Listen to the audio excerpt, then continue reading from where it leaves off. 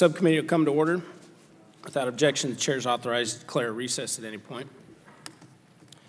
I want to welcome everybody to our, especially want to welcome our witnesses today. I know some of you have come from ways, and we do appreciate it. The question before us today is how we ensure that we have resources to build and maintain a surface transportation system that will meet the needs of the nation and remain competitive in the 21st century. The movement of freight is expected to increase by 40% over the next 30 years. And while vehicle miles traveled are projected to increase by nearly 20%. At the same time, driverless vehicles and other advances in technology are going to change the way freight and passengers move through our transportation network. Our system needs to keep pace with these changes. Unfortunately, our current method of funding our federal transportation programs is no longer sustainable. Beginning as early as the spring of 2020, states may have to halt construction of surface transportation projects because, once again, the Highway Trust Fund will not be able to meet its obligations. There are many reasons for this, and obviously, the current motor fuel taxes and other user fees bring in less money. Fuel economy standards have increased, and not all users pay into the trust fund. But the fact remains the Highway Trust Fund is going broke, and we have to act to fix that. Continuing to rely on bailouts from the general fund is not the answer. There simply isn't enough money left in the couch cushions. We need to work together to reform the Highway Trust Fund to ensure that users that benefit from the system pay into the system. We need a long-term sustainable solution that gives our state and local partners the certainty they need to plan and build their projects. We need a solution so we can build a modern and efficient transportation system, a system that will move people and goods efficiently, grow American jobs, and ensure that we remain competitive in the global marketplace. Our witnesses today are going to offer potential solutions and discuss some of the innovative new approaches to funding our surface transportation programs. And again, I thank you all for being here. I'll now recognize Ranking Member Norton for the subcommittee for her statement. I want to thank you, Chairman Graves, for this hearing, and I think anyone who has traveled the streets of the nation's capital or the highways leading into the nation's capital will also say thank you for today's hearing on how to fund the highway and transit infrastructure of our country so that it is sustainable, so that we don't have to come back in literally a few months because the Highway Trust Fund has run out of funds. As if that were any surprise. I do believe that anyone who heard Secretary Chow's testimony yesterday will agree that they did not hear any real plan for investments into infrastructure, but I am encouraged by what appears to be the President's openness to higher gas taxes. One thing seems clear. It takes money to fix the highways. And for a quarter of a century, we've been under the illusion that that's not really the case. So I hope that the President's apparent openness to higher gas taxes can inspire the committees of jurisdiction, the Highway, Ways and Means Committee and the Senate Finance Committee, to finally to act. Last year, Chairman Graves and I got 250 members of Congress with very robust representation on both sides of the aisle to sign on to a letter to the leadership of the Ways and Means Committee urging a prominent solution to this Highway Trust Fund crisis.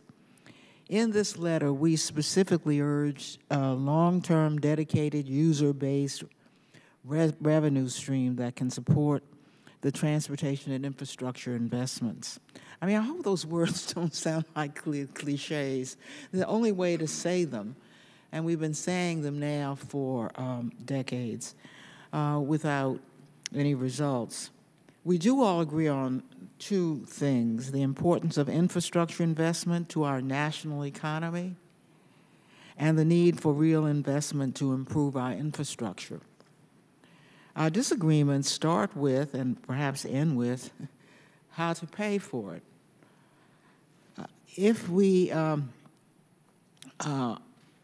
It seems to me that today's subcommittee hearing shows that we are well past the point of glossing over the problem. And again, saying the tabloid words, all options are on the table. What are they? Congress needs to make tough decisions, as always, and find a permanent, long-term revenue stream for our highways and bridges. Many of the so-called options, such as finding cheaper ways to borrow, will not produce real revenue to make a difference in our infrastructure backlog. Other options, such as public-private partnerships, and I commend the committee for the special committee on which I was among those who served on P3s, or public-private partnerships, because this committee did a very thorough investigation of P3s. But I believe that all those who served on that subcommittee, or that special committee, will agree that P3s are perhaps best seen as a rather expensive scheme to borrow private money. Certainly borrowing more money than we borrow in the federal government to do the same thing. Far too many projects simply have no revenue stream attached to them to pay for a P3. And of course, you have to pay for the profit margin as well. Transit P3s rely on dedicating decades of future tax revenue to pay the investors and slashing labor benefits to protect profits. Yet another option, tolling. Let's deal with that one and see where the American people stand on tolling. A Rasmussen survey found that just 22% of Americans favor putting tolls on interstate highways for infrastructure maintenance. 3 times that many, or 65%, are opposed to turning the nation's interstate highways into toll roads. Pushing tolling on urban areas is just not the answer. That leaves real user fees. In other words, we're back to where we started, back to where the Eisenhower administration started us. And if we think we're smarter, we certainly haven't proved it since then. The politics of raising the gas tax has paralyzed the Congress for a quarter of a century. And yet 24 states who are represented by members of Congress have simply not had the same hesitation, including some deeply conservative states that have raised their gas taxes over the past 4 years. Today, I'm very pleased we will hear that the Chamber of Commerce, State Departments of Transfer, and the trucking industry support higher gas taxes. Now, these are the folks who are going to have to pay them, and they are for them. We have heard multiple reports, of course, that the president supports the gas tax. So I think and hope that with this hearing, the reality is beginning to settle in, that there is what appears to be an American majority for raising the gas tax. The FAST Acts also funded an alternative funding demonstration program for states to experiment. And I thought that was the great leap forward. It was only $20 million, as I recall.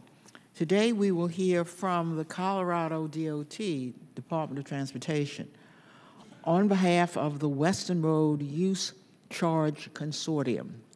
They will describe the possible future of a mileage-based user fee and the benefits this system can have on providing a sustainable long-term funding stream. It's really the only new idea. In the new world of Uber, Lyft, and the autonomous vehicles, there are many unknowns and I'm pleased that our subcommittee has had hearings on some of those unknowns.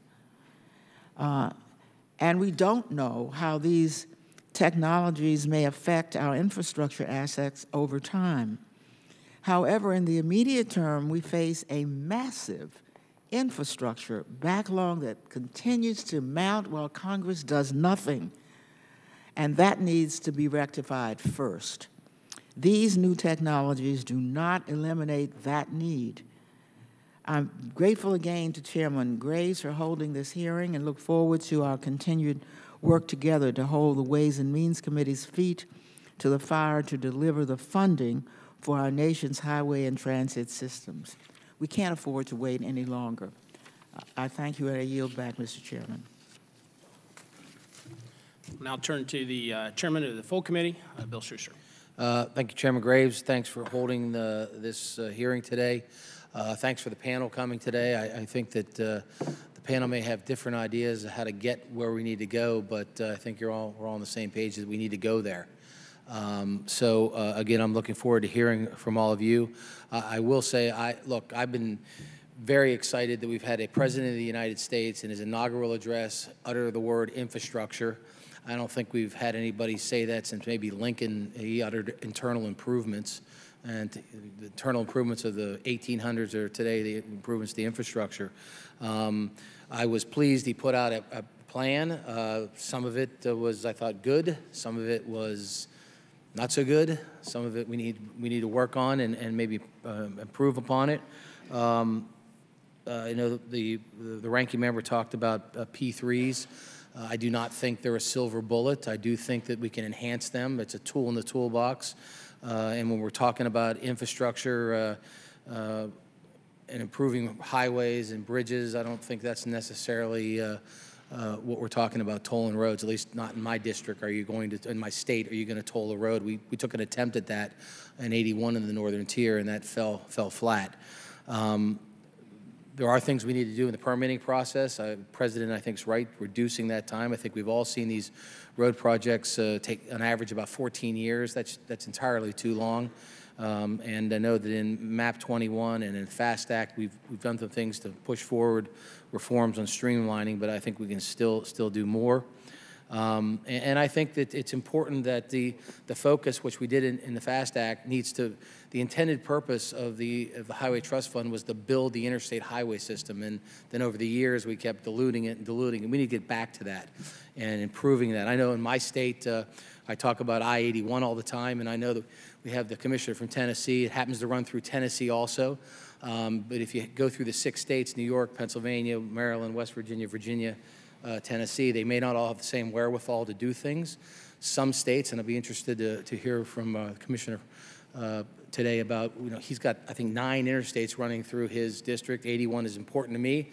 I'm not so sure how important it is to Tennessee, and if he's willing to spend state dollars on that highway, but that's what the federal government's job is, to say, look, we're going to put 2 more lanes on I-81, or we're going to do this highway.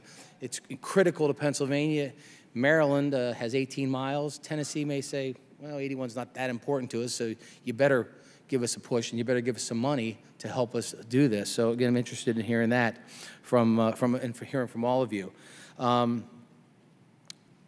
My intent is hopefully working with the Democrats on the committee to put together a big, broad, bipartisan infrastructure bill. And as the ranking member pointed out, we can put all we want in there about revenues, but it has to go to the Ways and Means Committee. I think that it takes presidential leadership to do the things we need to do, and quite frankly, how do you fund it? I know Ranking Member DeFazio has an idea, penny for progress. It's a good idea.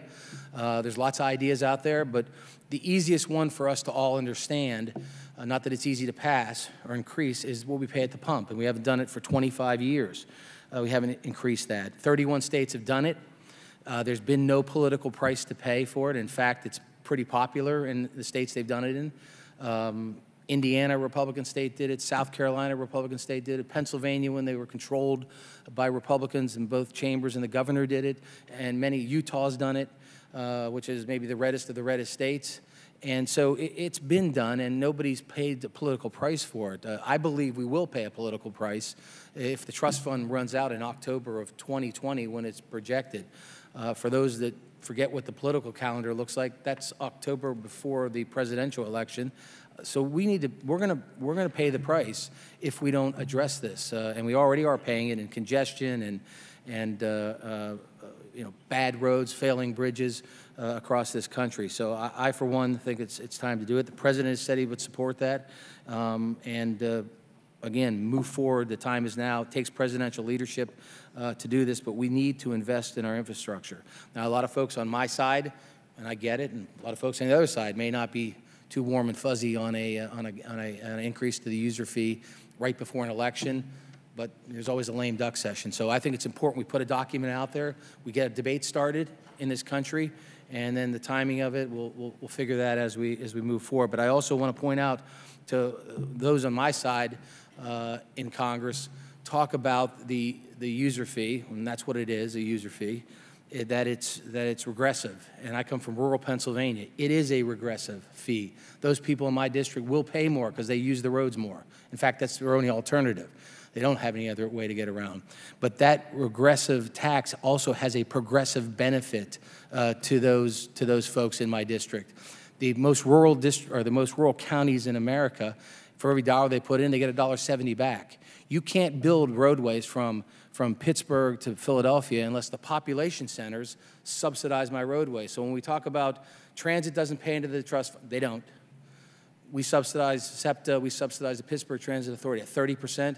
But if you go to my district, a rural district, they're subsidizing those roadways from 50 to 70%. So we need to back off and look at this in a different way. It's what Republicans have done historically.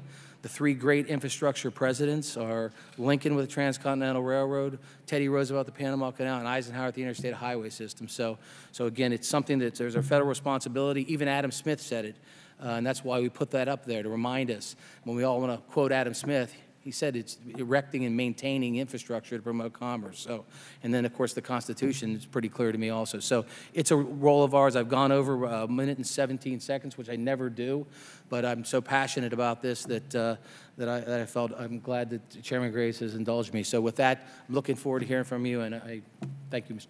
Chairman. Now turn to Ranking Member Peter DeFazio. Well, thanks, Mr. Chairman. January 17, we convened a hearing in this room to talk about investing in infrastructure. There was consensus we needed to invest. There were a number of ideas out there that were practical. Here we are 13 months later talking about the same thing. You know, it's time to stop talking and do something. It just, I mean, this is getting absolutely absurd.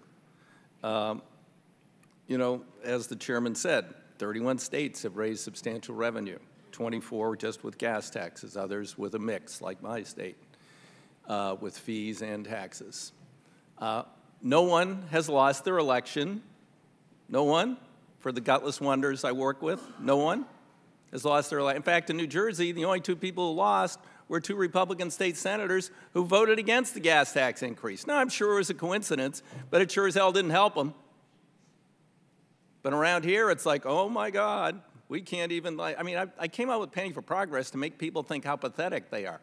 I say to them, you're going to lose your election if gas goes up 1.5 cents a gallon? It probably went up 2 cents a gallon while you were driving to work today because something happened in the Middle East or the oil companies needed more profits. 1.5 cents a gallon, borrow $500 billion, pay it back, no unfunded debt. Well, can't do that. Talk to the speaker. Oh, that's a tax increase. Can't do that. We don't increase taxes. Well, if you don't increase taxes, we're not having an infrastructure bill, and we're doing nothing. And we're just sitting here jawing. That's all we're doing, sitting here jawing and pretending. That's the reality. You know, P3s have come up. We had a year-long select committee meet on that issue. And at the end, the bipartisan consensus was P3s are a nice tool. And the biggest advocates we had before us from Wall Street and providers, Macquarie and others, admitted They can't do more than 10 to 12% of our infrastructure needs. Because the only places that pay back are in major urban areas and have high volumes of traffic, ironically in blue areas. Those are really the only places that are viable for P3. So that's not a solution, it's a tool. Some say, oh, let's do VMT. Tomorrow? No. Next week? No. This year? No. Maybe 10 years from now. Yeah, we are not ready to go to VMT. So anybody says, oh, let's just do VMT. That's what the speaker has said to me. Oh, I like VMT. If you can put it off into the distant future, oh, we'll do that someday. Meanwhile, the country falls apart. And we're losing productivity, we're wasting fuel, people are damaging their vehicles, you know, and we just can't get there. Now, we hear a lot about, oh my God, the magic solution is just to deal with the horrible delays with environmental reviews. All we have to do is get rid of NEPA and whew, we save more money than it could cost to rebuild the infrastructure. Really? No. In fact, the one report that people rely on by some guy who works at a hack at a think tank named Hudson quoted reports that actually contradicted his conclusions. They said the biggest problem is funding. It's not the delays. Yeah, you're right. For 4% of the projects that involve federal money, there's 96 over here, 4 over here, it takes a little more than 3 years on average. Because these are huge projects with major impacts that people have concerns about, and it takes a little while to work that stuff through. Maybe we could adopt the Chinese model and say, hey, don't worry about it. I'm knocking on your door, the bulldozer's down the street, it's coming, your house is gone, your property's gone, we're building a new highway here. We could adopt that model. In fact, John Micah offered that in a bill a few years ago until I pointed out that allowing the president the authority to waive all laws would allow that to happen. Then Jerry Nadler chimed in and said, oh, this is great, because then we could use illegal immigrants too, and it'd be cheaper to do the projects. He was kidding, of course. So, no, that's a myth. Yeah, can we improve it more? Have we improved it more? Yes. Are there improvements pending that DOT hasn't adopted? Yes. Are there some other things we could do to tweak it around the edges for these major projects? Maybe, sure, and I'm open to that. But to say this is a magic wand, 93% of the projects get categorical exclusions. There's no delay. There's no evaluation. They're eligible. So let's cut the BS. I mean, seriously. Now, Secretary Chow came yesterday, apparently. I'm sorry I couldn't be here. I had a medical appointment and tried to get here. Drove 120 miles to catch a plane, got canceled, drove 120 miles back, took another plane yesterday, couldn't get here. So, anyway, she said she came with no solutions or pay-fors. Well, then that means we're dead in the water if she represents the views of this administration. This is not going to come from Congress. You know, the president supports a gas tax. I will stand next to the president. I heard in a meeting where he may have said something about a substantial increase in the gas tax. I've never confirmed that he said that. But I also said in that meeting when one Republican senator said, oh, those Democrats all just attack you. I said, well, if he did that, I would stand next to him. This would be bipartisan. It's been bipartisan in every state. Nobody has lost their election over this. What's the problem? The problem is the Speaker is ideologically opposed to federal investment and increasing taxes in any form, no matter how much it benefits the nation. Ideologically opposed, and the rest of his team, that would be McCarthy and Brady, are following him. Hasn't even been a single hearing in Ways and Means on revenues for the trust fund or infrastructure. And until we see that, until they hold a hearing and we see some progress, we would just be wasting our time over here to move forward or say we're going to move forward with some legislation that isn't going to be paid for or financed. Now, we need presidential leadership. I agree with the chairman there. We need presidential leadership. And if he would stand up and say he wants a gas tax, Bill would stand on his right, I'd stand on his left, or I'll stand on his left and Bill can stand on his right. I don't care. And we'll be with him. So that's where we're at. That's the truth of it. You've all got some ideas. I haven't read all the testimony yet. I'm sure they're all great ideas. But we have to have real money, plain and simple. Thank you. I'll now turn to Congressman Duncan to introduce our first witness. Well, thank you, Mr. Chairman, and I want to welcome all the witnesses, but especially want to welcome my good friend, Commissioner John Schroyer, who is starting his 8th year as our Commissioner of Transportation in Tennessee, and he has done a great job. He came in and made some changes in some projects that have saved Tennessee taxpayers $610 million in the time he's been in office. The Tennessee DOT has remained to operating debt-free and on a pay-as-you-go basis. And then he and our great Republican Governor, Bill Haslam, got through the first gas tax increase in Tennessee in 30 years.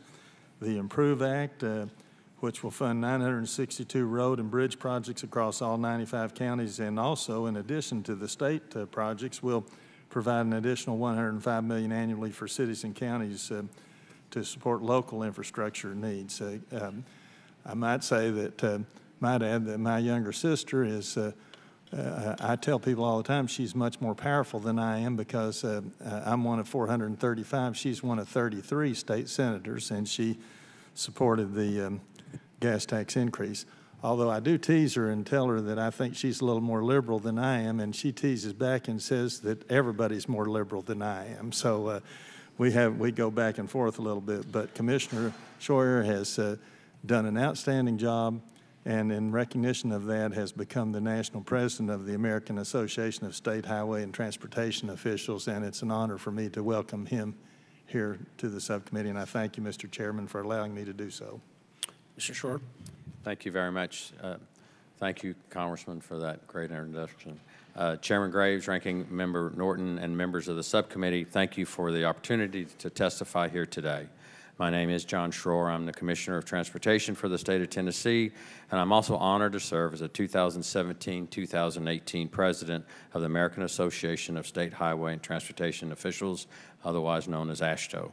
I would like to first express appreciation to you on behalf of the state DOTs for your leadership, along with your Senate and House colleagues in passing the FAST Act in December 2015. The FAST Act continues to fulfill the constitutional directive that investment in transportation is a core federal responsibility. While the FAST Act does not expire until 2020, President Trump recently laid out his infrastructure plan. The key component to the President's plan is for the federal government to invest $200 billion over the next 10 years that would create an additional $1.3 trillion in investment from states, local government, and the private sector. While leveraging federal dollars is a great goal, there's only so much that can be done.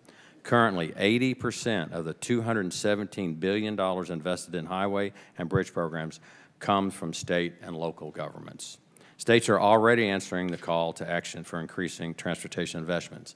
As has already been said, 31 states, including my home state of Tennessee, have successfully passed transportation funding bills. In 2017, I worked with Governor Bill Haslam to develop and pass the Improve Act to provide increased funding for transportation for the first time in Tennessee in 30 years. This conservative, responsible, and user-based approach raises the gas tax by 6 cents and diesel tax by 10 cents. This was no easy sell to the Tennessee legislature. Finally, after 2 years of preparation, the only way we were able to get this bill passed was to wrap it around the largest single tax cut bill in the history of the state of Tennessee. The tax cuts were twice the increase of the fuel tax. AASHTO member states continue to believe that the best way to fund the nation's crumbling infrastructure is through sustainable, formula-based funding. The Highway Trust Fund has provided stable, reliable, and substantial highway transit funding for decades since its inception in 1956. However, today, the solvency of the trust fund is in jeopardy. Since 2008, the Highway Trust Fund has been sustained through a series of general fund transfers now amounting to $140 billion. Annual HTF spending is estimated to exceed receipts by $23 billion by fiscal year 2027. AASHTO estimates that the states may see a 40% drop from fiscal year 2020 to the following year. For Tennessee, this would represent a $400 million reduction in our annual budget, wiping out the increase we received from passing the Improve Act, plus an additional $150 million annually. This represents an overall 20% reduction in our total budget and a 45% reduction in our heavy building program.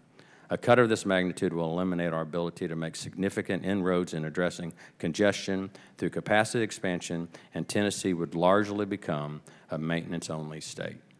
ASTRO strongly believes that the congressional infrastructure package must focus on direct funding distributed to states and transit agencies through formula programs rather than through grants or federal financing support. ASTRO's member DOTs already rely on various forms of financing and procurement, ranging from bonding, TIFIA credit assistance, state infrastructure banks, and public-private partnerships, just among some of the tools. In Tennessee, a state that consistently has its roads ranked in the top 5 in the nation, we are a pay-as-you-go state. We have no transportation debt and have no roads that are tolled. We rely solely on the trust fund's formula money and state revenues. While we do not object to the current options to capital markets for DOTs, we would strongly object to increasing those options at the expense of the Highway Trust Fund. There's ample documented evidence that shows infrastructure investment is critical for the long-term economic growth, increasing productivity, employment, household income, and exports. Conversely, without improving our nation's infrastructure, deteriorating conditions can produce a severe drag on the overall economy. In light of new capacity and upkeep needs for every state in the country, the current trajectory of the Highway Trust Fund, the backbone of federal surface transportation program, is simply unsustainable, as it will have insufficient resources to meet current federal investment levels beyond fiscal year 2020. I want to thank you again for the opportunity to testify, and I'm happy to answer any questions that you may have. Thank you, Mr. Short. Next, we have Mr. Michael Lewis, who's the Executive Director of the Colorado Department of Transportation, and he's here on behalf of the Western Road Use Charge Consortium. Thank you, Chairman Graves and Ranking Member Holmes Norton, for the invitation to testify before the subcommittee today, specifically on a possible alternative funding mechanism, what we call the Road Usage Charge, or RUC. You may also hear these systems referred to as a mileage-based user fee or vehicle miles traveled fee. I'm pleased to be here representing RUC West, a voluntary coalition of 14 Western state departments of transportation committed to collaborative research and information sharing on the development of a new funding method for transportation infrastructure. The primary goal of this coalition is to build public sector organizational capacity and expertise in RUC systems, including the associated policy, administration, and technology issues. The Colorado Department of Transportation is facing a nearly $1 billion annual funding shortfall over the next 10 years and is exploring transportation funding alternatives, as the gas tax is unable to meet the infrastructure investment needs of the transportation system. To put it in simple terms, we need to nearly double our current amount of funding to meet the transportation needs of Colorado. Sadly, our state's funding situation is not unique. It is a dilemma that is shared by all states across our country. This dilemma is driven by one simple fact: the gas tax as we know it is not sustainable. For many years, gas taxes have worked well as a user fee to fund transportation.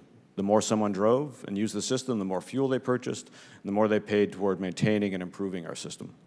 New fuel economy standards and the growing adoption of alternative fuel vehicles have upset that balance. Alternative fuel vehicles, including full electric, hybrid, compressed natural gas, liquid natural gas, and propane, pay little or no fuel taxes, regardless of how much they use our highways. Their adoption and use are not bad things. They have significant positive benefits, but it also means that we must find a new, fair, and equitable way to collect user fees to adequately maintain the transportation system we all rely on. So what are Colorado and other members of RUC West doing to prepare for a future of more electric and alternative fuel vehicles and increased fuel efficiency? We're working cooperatively to research and evaluate a mileage-based fee system as an alternative funding mechanism to replace the gas tax. As the number of people in Colorado increases, so do the number of vehicle miles traveled and the wear and tear on our roads. Under a road usage charge, vehicles pay for the miles traveled, which equitably charges for the usage of the system, regardless of fuel type or fuel efficiency. Using pooled resources, RUC West has advanced research in the field by examining the impacts of changing vehicle fleet fuel economy on state transportation funding, the effects of RUC on rural residents, protection of user privacy, parameters for RUC per-mile rate setting, and evasion and enforcement policy options. A number of states have already deployed pilot programs. In California, funding is used to evaluate a pay-at-the-pump option for RUC, which includes electric charging stations. Colorado is working with the agricultural community to pilot a RUC system for rural residents. Hawaii is researching RUC collection on manual and automated readings at inspection stations. Washington State is testing critical elements of the interoperable multi-jurisdictional RUC system. And Oregon, the leader continues to refine and improve their operational RUC system. These individual state efforts demonstrate the complexity and sophistication of RUC West member states in their understanding of the RUC system. In short, our states are working as laboratories and are producing meaningful, replicable results. RUC West is demonstrating that the type of cooperation and collaboration needed to define and implement a new model for transportation funding is possible. In less than 5 years, we've gone from one state with a pilot program to many states with pilot activities and supporting legislation. Are there questions and concerns about RUC? Of course there are. However, CDOT's recent pilot efforts demonstrate that the questions have answers and the concerns can be relieved.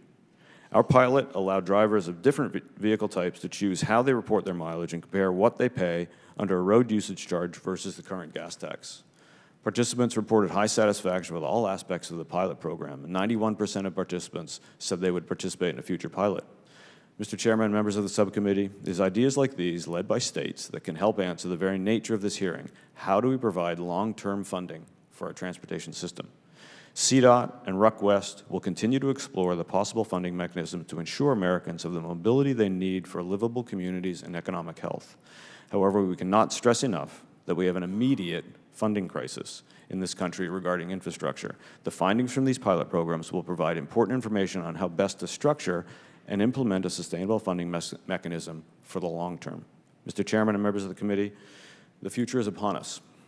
We value our partnership with the federal government to support this work. I appreciate the subcommittee's time and attention to this important topic, and I'll be happy to answer any questions you may have. Thank you very much.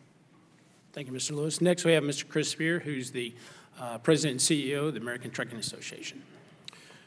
Thank you, Chairman Graves, Ranking Member Norton, and members of the subcommittee. Thank you for giving ATA the opportunity to testify on long-term sustainable funding solutions for surface transportation infrastructure. The fact that we're having this discussion today, more than 2 years away from the expiration of the FAST Act, is welcomed. It's a testament to the leadership of this committee and by President Trump, who I believe made this a front-burner issue. Commend that. Now the hard work begins, paying for it. While ATA recognizes how difficult it is for members of Congress to commit to or even openly discuss the types of spending needed to address our ailing roads and bridges, as well as the revenue raisers necessary to get there, it is very clear that doing nothing will impose a much higher cost on the American people and on the industry that I represent. Each year, motorists spend more than $1,500 due to the lack of infrastructure investment. That's $500 spent repairing their vehicles and nearly $1,000 more wasted sitting in traffic. The trucking industry loses more than $63.4 billion every year because of congestion. That's 362,000 truck drivers sitting idle for an entire year. And as much as we loved the tax cut we got last year, we're going to give it all back, because that $63 billion is like a 9% tax on our industry. These are the costs of doing nothing. Our solution, the Build America Fund, is the most immediate, efficient, and conservative way to tackle this problem. We're proposing a 20-cent fee on fuel at the wholesale terminal rack, 5 cents per year for 4 years. Unlike tolls or mileage fees, it's extremely inexpensive to collect. More than 99 cents on every dollar will be spent on transportation programs and projects, not paying for new bureaucracies or lining the pockets of foreign banks. It doesn't grow the budget deficit. It shores up the Highway Trust Fund, and it puts real money on the table, $340 billion in new additional revenue over the first 10 years. Here are the alternatives. Doing nothing costs drivers 15 times more than they'd pay under our proposal. Borrowing money from China just passes the buck to future generations with interest. Some states in desperation are resorting to tolls. Just look at I-66, just a stone's throw away from Capitol Hill. You have toll rates now up to $47 just one way for a 10-mile trip. Rhode Island is using a loophole in the federal law to discriminate against trucks by charging a truck-only toll for more than a dozen bridges. And there's the idea of selling off public infrastructure to the highest bidder. leaving the people who rely on those facilities holding the bag decades after the money gained is spent. We offer a simple, immediate solution. That same motorist currently paying $46.75 to go one way, one day on I-66 would pay just $2 more a week under the Build America Fund for all roads and bridges. That's hardly regressive. And it doesn't mortgage our future or rely on inefficient, fake funding schemes like tolls. Rather, the Build America Fund is a no-brainer.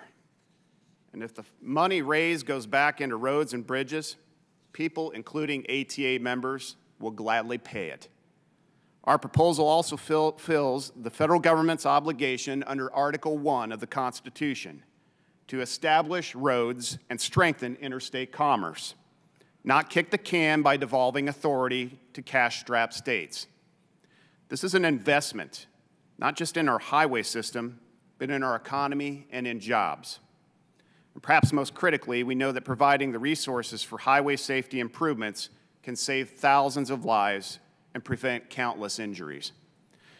The trucking industry understands like nobody else, roads and bridges are our backyard. We see them every minute of every day. To the 7.4 million hardworking people who move 71% of the domestic freight in this country, and to most Americans, this is not about ideology, which is just another excuse to do nothing. ATA believes this is about doing what's right for America. Trucking pays half the tab into the Highway Trust Fund, and we're willing to pay more. Because we know that the price for this investment is small compared to with all the benefits we'll receive. And that's why Ronald Reagan twice signed an increase in the user fee into law. He led, and our nation prospered. Roads and bridges are not Republican or Democrat. They aren't free, and they aren't cheap. It's time to start investing in our future. Thank you for the opportunity to testify today. Next, we have Mr. Ed Mortimer, who's the Executive Director of Transportation Infrastructure at the U.S. Chamber of Commerce. Great. Good morning. Chairman Graves, Ranking Member Norton, members of the subcommittee. My name is Ed Mortimer, and I have the pleasure of serving as the Executive Director of Transportation Infrastructure at the United States Chamber of Commerce. I also serve as Executive Director for the Americans for Transportation Mobility, which has been established since 2000 with business, labor, and a variety of transportation stakeholders have been advocating on behalf of the importance of a national infrastructure program. And I'm honored to be joined by one of our Management Committee members, Chris Spear, here today. America's transportation network is a vast system that connects people and places, moves goods, and boosts our economy, and ensures our quality of life and safety. It has served as the backbone of the nation's economy. As this subcommittee knows, America's infrastructure is aging and in dire need of modernization. We believe now is the time. Now in our nation's history is the time to have this discussion and to move forward with what's the next system that we need to have. President Donald Trump has repeatedly announced his desire to enact an infrastructure investment plan, and many in Congress have expressed a willingness to advance such legislation. We were pleased to see the administration release their legislative principles, which has allowed the House and Senate to begin this hearing process. The Chamber and the Americans for Transportation Mobility Coalition believe that this is a once-in-a-generational opportunity for federal leadership to modernize America's infrastructure, and that this effort is critical to our nation's future economic success. As this process moves forward, the Chamber believes that any package should include in four following principles. And I will note we released these principles on January 18th, letsrebuildamerica.com. The four principles are increasing the federal fuel user fee by 25 cents for surface transportation projects, implementing a multifaceted approach for leveraging more public and private resources, streamlining the permitting process at the federal, state, and local level, and expanding America's workforce through work-based learning and immigration reform. We believe that business, labor, public transit advocates, and other key stakeholders must partner with Congress to find a long-term sustainable funding source for the Highway Trust Fund. Currently stuck at 18.4 cents a gallon, the federal gasoline tax, as mentioned, has not been increased since '93. Since then, its purchasing power has lost over 40%. It is the Chamber's position that the simplest, most straightforward solution to this immediate problem that we as a nation face is to increase the user fee. It's not that the user fee isn't sustainable, it's that we haven't adjusted it. Could you imagine selling a 1993 product? That's what we're selling U.S. infrastructure at now, at 1993 cost. And yes, in the long run, we know that we need to look at other methods to pay for future modernization of infrastructure, but those are down the road. We're very excited about some of the programs and the options that are out there, but we have a problem today, ladies and gentlemen, a problem today that needs to be addressed. Putting this off will continue to cause our economy to suffer, will infect the quality of life of all Americans, and will not allow us to have the economic growth that tax reform, which the Chamber was a big proponent of getting, we're not going to have the full benefits of tax reform without getting infrastructure modernization done with paying for it. Again, we certainly see a very critical and important role for private investment. We applaud this subcommittee for its work in looking at public-private partnerships. We believe it's a tool in the toolkit. There needs to be more private investment. We can get all the public investment in the world. We're not going to solve all of our infrastructure needs. So again, enhancing and plussing up funding for current federal credit programs, looking at potentially creating a new revolving loan program, all options that this subcommittee needs to consider. But private investment has to be part of the mix moving forward. We talked about permit streamlining. This subcommittee's done great work on the surface transportation side, but we need to codify the administration's one federal decision for that 2-year timeline to get projects through the list. And the U.S. Chamber believes we need to additionally incentivize state and local governments, if they're going to get federal money, that they also need to meet that 2-year requirement. Again, not changing environmental law, maintaining public input, but providing regulatory certainty. The number one reason we hear private investors aren't investing more in U.S. infrastructure, the lack of regulatory certainty in the process. The bottom line is that the time to make these important investments are now. Delaying action only makes these decisions more difficult and projects costlier. Our ATM coalition has been talking to people around the country. We talked to Vicki Kitchen from the Build Indiana Council, who said, we need to make these investments. It's our turn now. Our forefathers made the investments in infrastructure. Chairman Schuster talked about Teddy Roosevelt, Dwight Eisenhower. It's now our time to make those investments. We as the business community are willing to stand with you members of Congress to get the job done. Delay is not an option. Thank you for the opportunity to speak. Next, we have Ms. Thea Lee, who's the president of the Economic Policy Institute. Thanks for being here. Thank you, Chairman Graves, Ranking Member Norton, members of the subcommittee for the invitation to come here today. My name is Thea Lee. I'm president of the Economic Policy Institute, the nation's premier think tank for analyzing the effects of economic policy on the lives of America's working families. For many years, EPI has consistently and repeatedly advocated for a substantial increase in investment in the nation's infrastructure, in light of the extraordinary benefits this would bring to the U.S. economy, to workers, and to American businesses. The first step is to keep our current infrastructure from further deteriorating. Allowing the Highway Trust Fund to become progressively underfunded in the coming decade would do great damage. The Highway Trust Fund is currently funded, as others have talked about, by the federal gas tax, which is not indexed to inflation and has not been increased since 1993. To ensure that the Highway Trust Fund has the resources to fund its planned expenditures, the current gas tax should be raised, or a new dedicated revenue source for the HTF should be found. Adequately funding the HTF will also free up funding for other infrastructure needs not funded by the HTF, like aviation and rail. But I want to be clear that simply maintaining the status quo by finding a funding source for the HTF is far from adequate. The current state of U.S. infrastructure is deeply deficient due to past neglect and underinvestment. So we don't need to just maintain current infrastructure spending. We need to substantially increase it. Our research at EPI indicates that reversing this chronic underinvestment in infrastructure will require a strong federal role and a commitment of federal resources, even beyond new resources for the HTF. Currently, we rely heavily on state and local governments to finance a large share of infrastructure, particularly highways and transit. This heavy reliance on state and local governments has led us to the current situation, which virtually everybody agrees is suboptimal. I want to highlight some of the findings from our past research on infrastructure. The first is that there is no free lunch or free road or free bridge.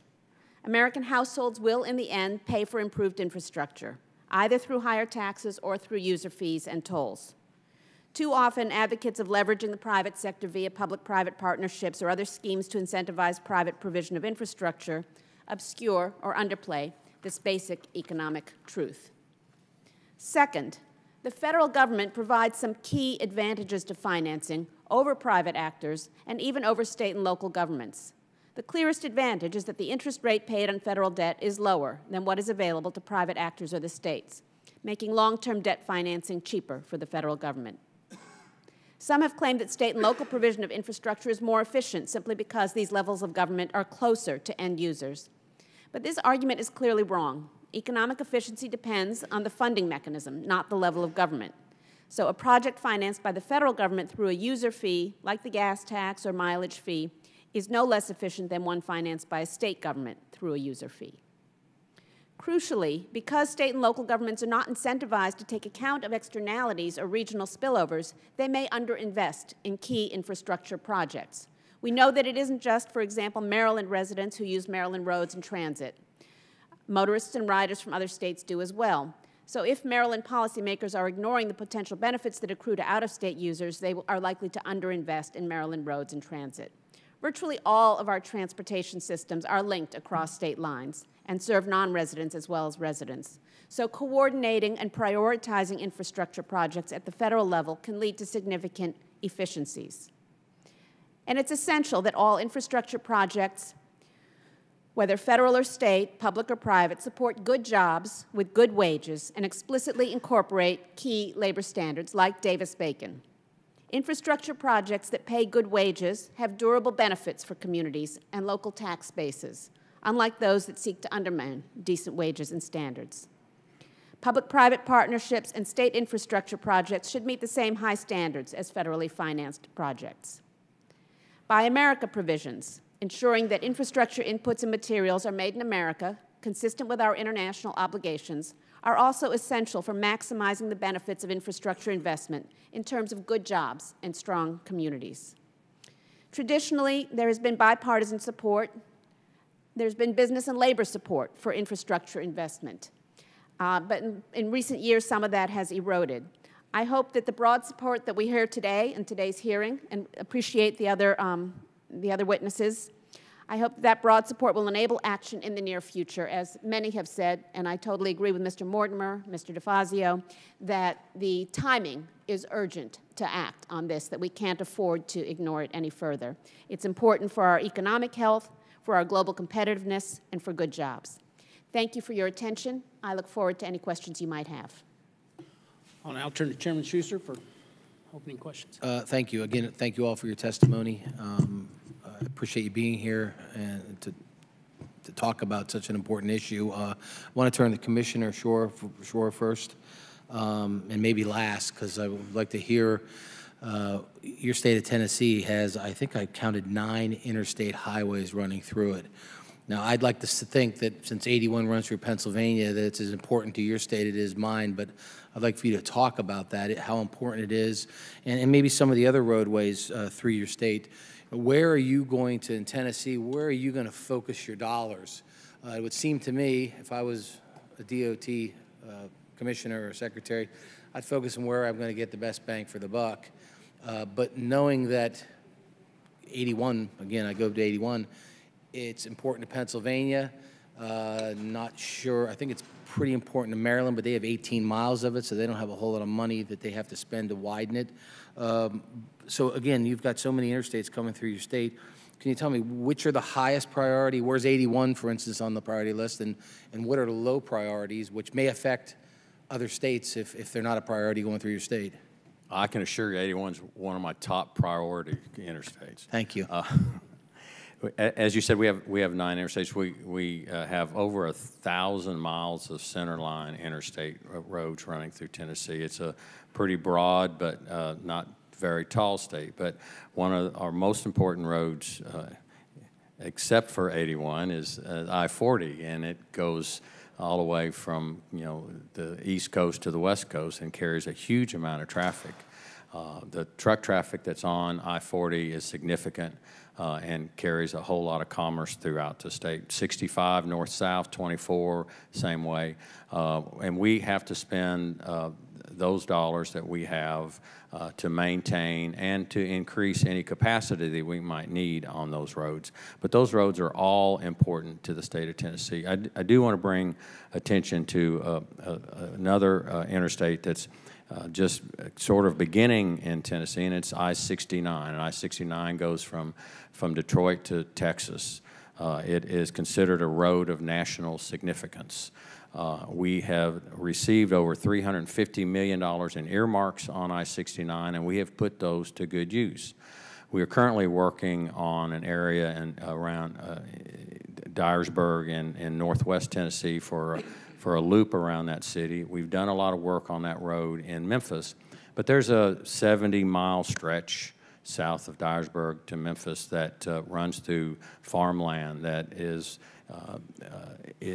much, much more important to the whole corridor of I-69 than it is to the state of Tennessee.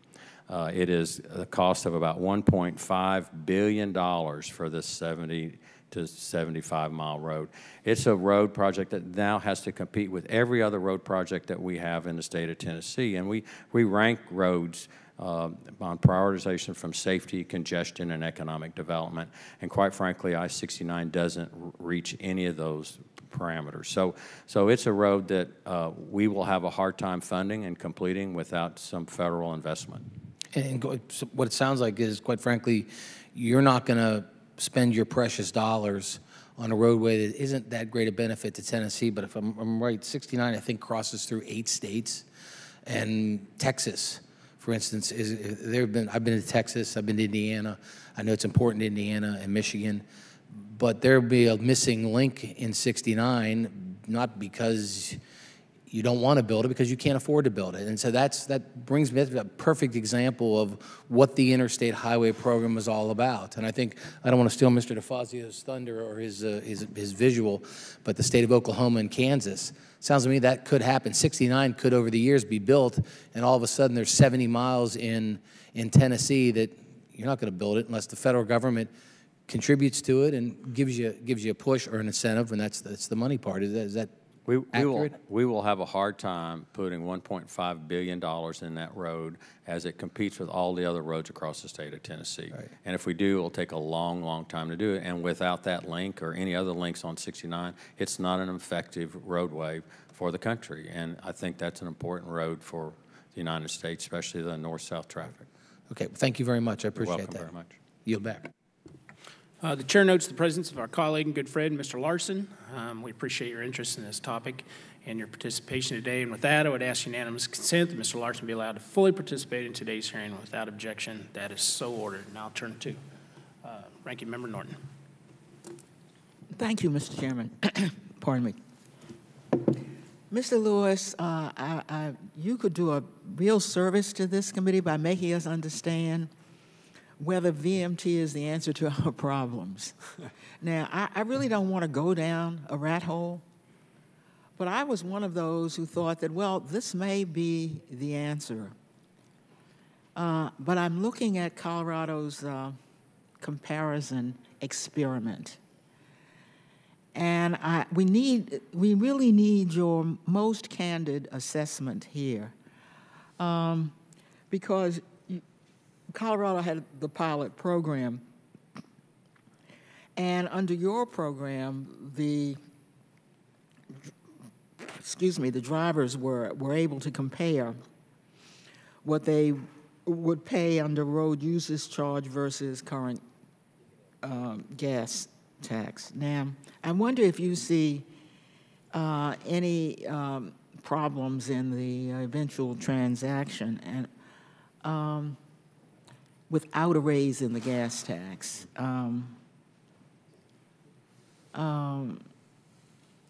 If we simply converted an inadequate gas tax to a per mile, this is my real question, to a per mile, it's the status quo, but it's a per mile fee at the same rate, which is inadequate, would the VMT do us any good, or is it inevitable that the gas tax would have to come up because as people saw these comparisons, they would see the difference? In other words, what did the pilot tell us? Right. Thank you, Ranking Member Norton. I think an excellent question. I think Mr. DeFazio raised it as well. I think, and many of my panel members, we are not there today. You're not what? We are not there ready to implement a road usage charge today. That's why we have these pilot programs in place, initiated by Oregon more than 15 years ago to test out, is this a viable option? I had the honor of testifying before this committee maybe 5 years ago, and we were talking about maybe by 2025 that would be ready.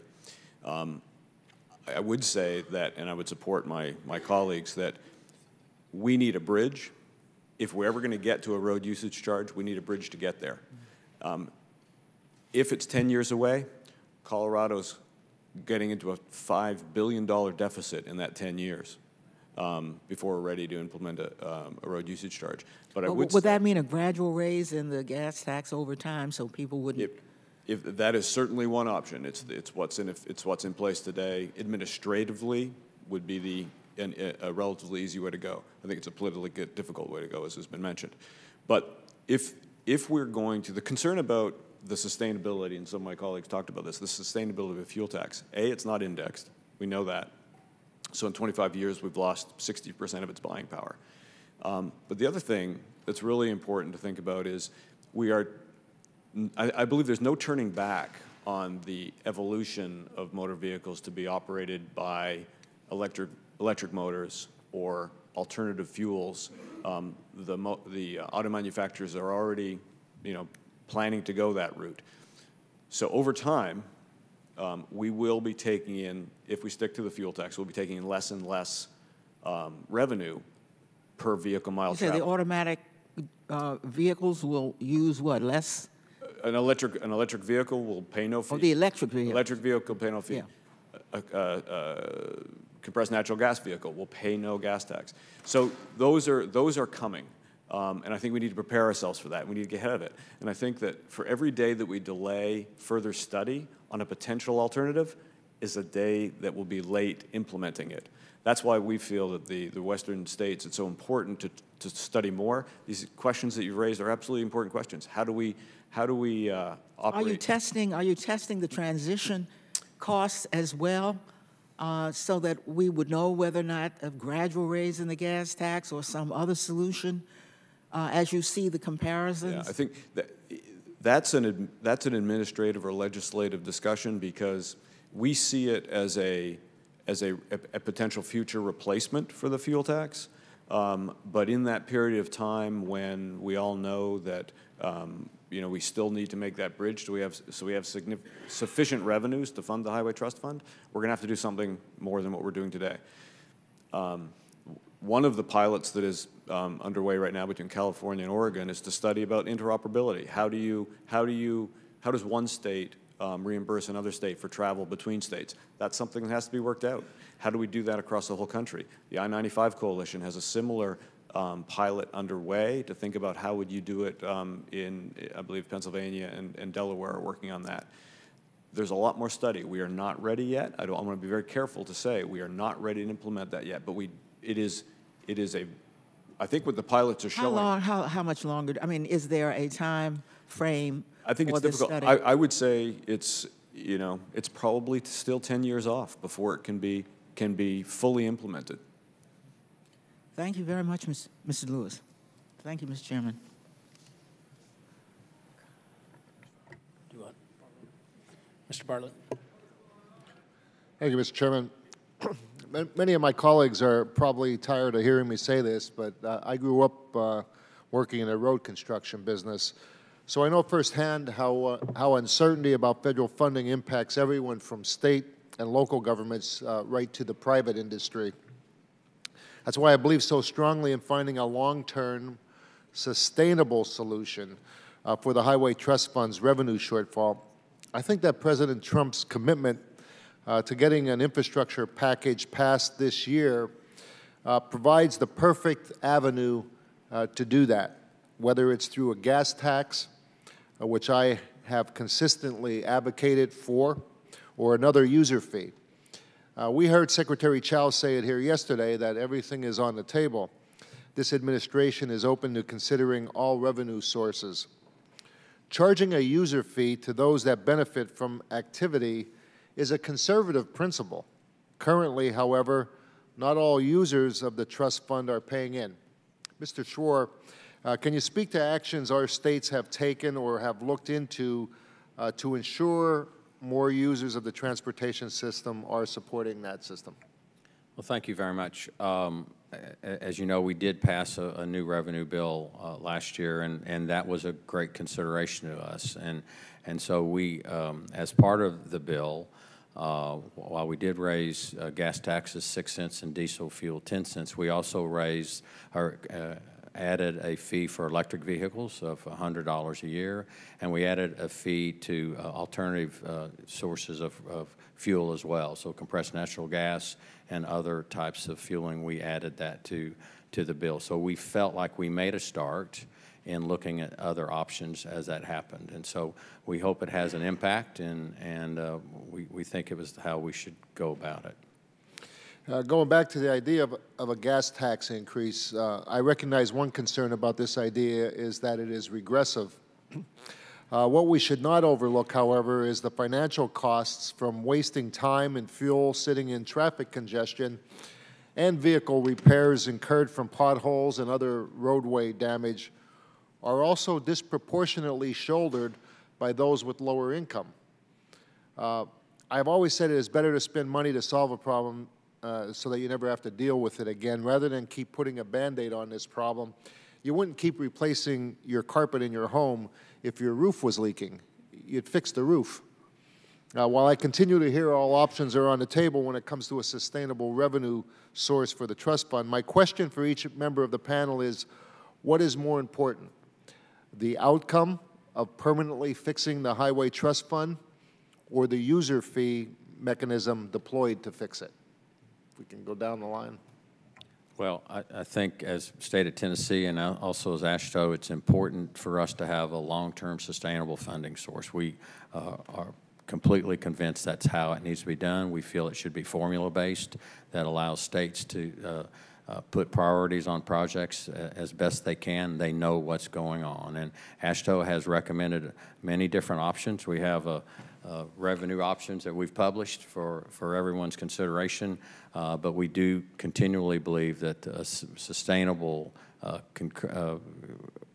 form of revenue is important for us.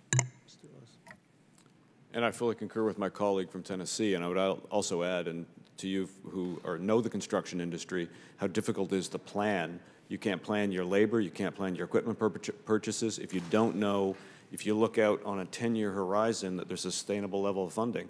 So when money is dropped on us, which is great, we'll never turn it away, it's very difficult to put programs out because our industry is perhaps not prepared for it. And so I think that sustainability and that predictability of the funding source is so critical to efficiency in this system. I would say it's all about the money. You all know how to do a highway bill. You've done the FAST Act, MAP 21, Safety Loop. I mean, you guys know how to write a highway bill. That's not the issue here. The issue is funding it, real money, putting real money on the table. I think it's imperative that this president put the full power of his office behind this. If he wants it done this year, he's going to have to lead up here. He's going to have to work collaboratively with you, not just throw everything on the table. Pick something, pick several things, but to get to the number that we're talking about, you're going to have to really get behind this all the way through the process and work collaboratively with you. We're here as a panel to really support you through that process, and I think that's really important. Beyond the money, I think 10 years is really a good swath of time to play with here because it provides certainty. If you're going to build a real major project, whether it be a bypass, a bridge, a tunnel, you're not going to do it in a matter of 12 months. You're going to do it over the course of 3 to 4 years. And to have that kind of certainty out there at the state and local level is really significant. And I think you'll see a lot of economic gain from that type of certainty. So beyond the money, I think the 10 years is really an important element. I couldn't agree more. I would also concur that the Chamber put out its 25-cent gas tax not because we always love doing that, because we looked at all the other options. But we're willing to work with the administration and Congress. It's got to be long-term sustainable. As Chris said, 10 years. If you're going to modernize infrastructure, it has to be a 10-year plan. So we've been patchworking this for the last 15 years. If we're going to truly deal with it, let's come up with that long-term sustainable funding source. And I think what I've heard today is that while vehicle mile travel has some outcomes in the future, we're not there. So if somebody can come to us with a long-term sustainable source that's going to invest in modernized infrastructure, Chamber's going to be all for it. That's like Dippin' Dots. It's the ice cream of the future. It's always the ice cream of the future. Right. And yes, well, you know, while we're always concerned with the progressivity or the regressivity of any funding mechanism, I think in this case the user fee, the gas tax or other user fee is warranted to make sure that Highway Trust Fund, because the benefits are so widespread, as you said, and the impacts of congestion and other things fall on everybody. But as I also said, our belief is that we need additional funding beyond making the Highway Trust Fund whole, and that could be done in a more progressive way, particularly at the federal level, and should be. Thank you. Thank you, Mr. Chairman. Mr. DeFazio. Thanks, Mr. Chairman. I'm going to get the chairman his own copy, but this is our latest version, and since he brought it up, and Mr. Schroer really underlined the need for federal investment. I mean, when you talked about that section of I-69 in your state that costs $1.2 billion, which is delivering benefits for the nationwide system, not just for your state. But again, I've been showing this for years. Amos Schweitzer's farm field, brand new Kansas Turnpike, there's where it ended because Oklahoma got in financial difficulty until we had the federal program. That's why we need a federal program. If devolution didn't work in the 1950s, how the hell is it going to work in the 21st century when we're competing worldwide with other countries, and then we were the dominant power in the world and we didn't need to worry about competing? So I'll get Bill his own copy. Now, Mr. Lewis, on your VMT, and I read, you have a lot of satisfaction with the small number of volunteers you had, 150 or so, and you had highest satisfaction among those who are GPS-based. And I'm going to have my staff follow up with you on, because of all the concerns I hear about privacy. Yep. I mean, when we did our first pilot in Oregon in Blumenauer's district, I mean, the people in Blumenauer's district are not representative of the people in my district and my rural areas in particular, and they were happy to, like, the government should know where I am all the time, and in my district, it's like the government will know where I was when after they've got the gun from my cold dead hand in my car. So there's some real issues there that need to be resolved. But my question would be, did you use congestion pricing? I mean, you're tracking the mileage by GPS, because here's my concern. You live in eastern Oregon, you have to drive 30 miles to the feed store. We shouldn't be charging that person the same per mile as someone who jumps onto 205 in Portland, Oregon, which is backed up at rush hour, and now they're talking about having to toll because to try and drive people off of it. So did you do variable pricing?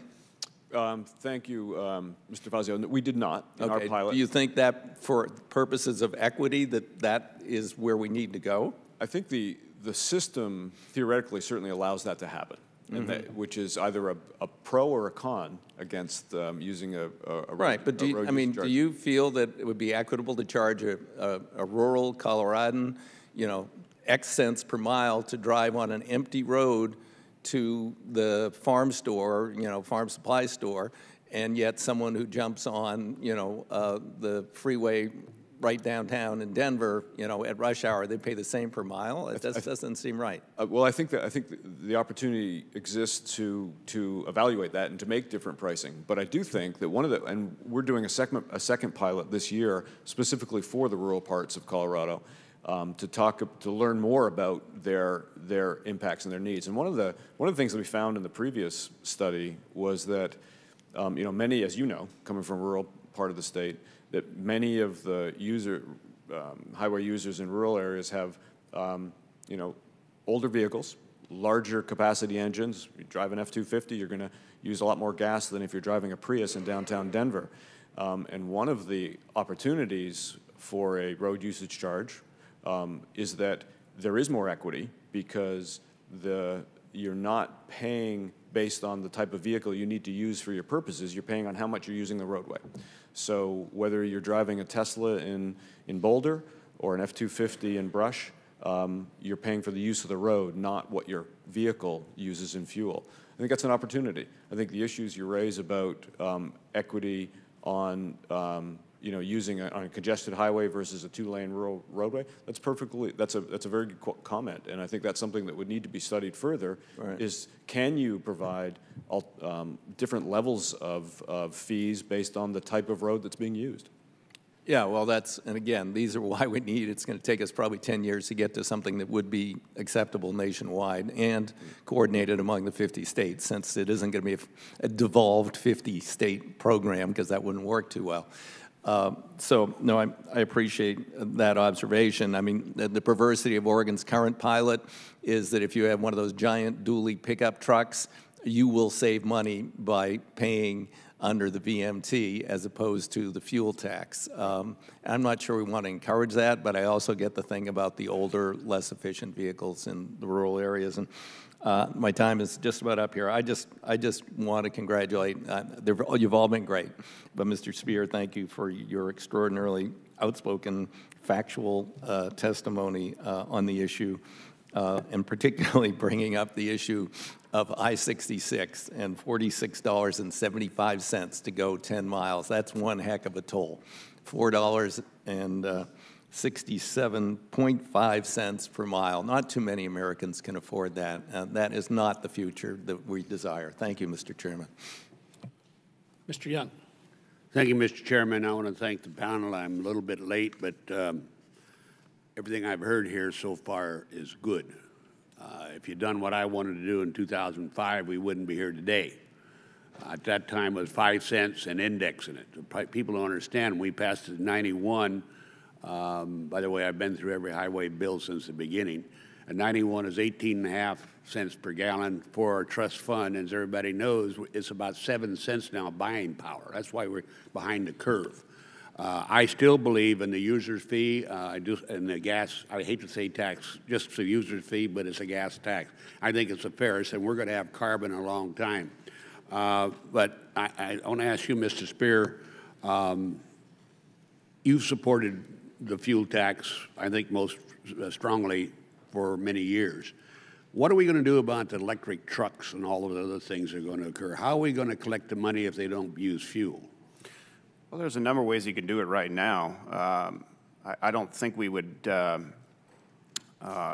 shy away from looking at alternative funding solutions like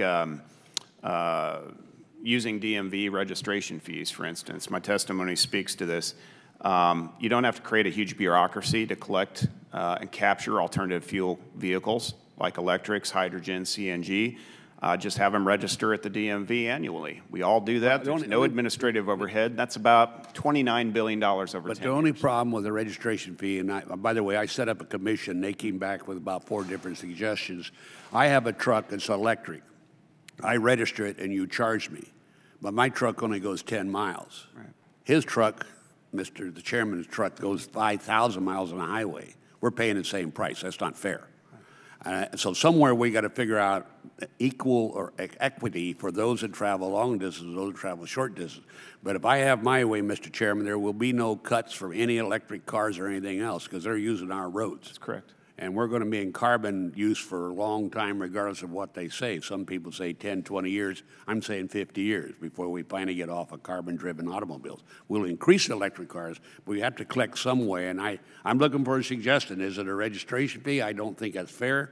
Is it a mileage fee? If we could collect on the mileage fee, that would be fair. Because otherwise I pay for what I use and you pay for what you use.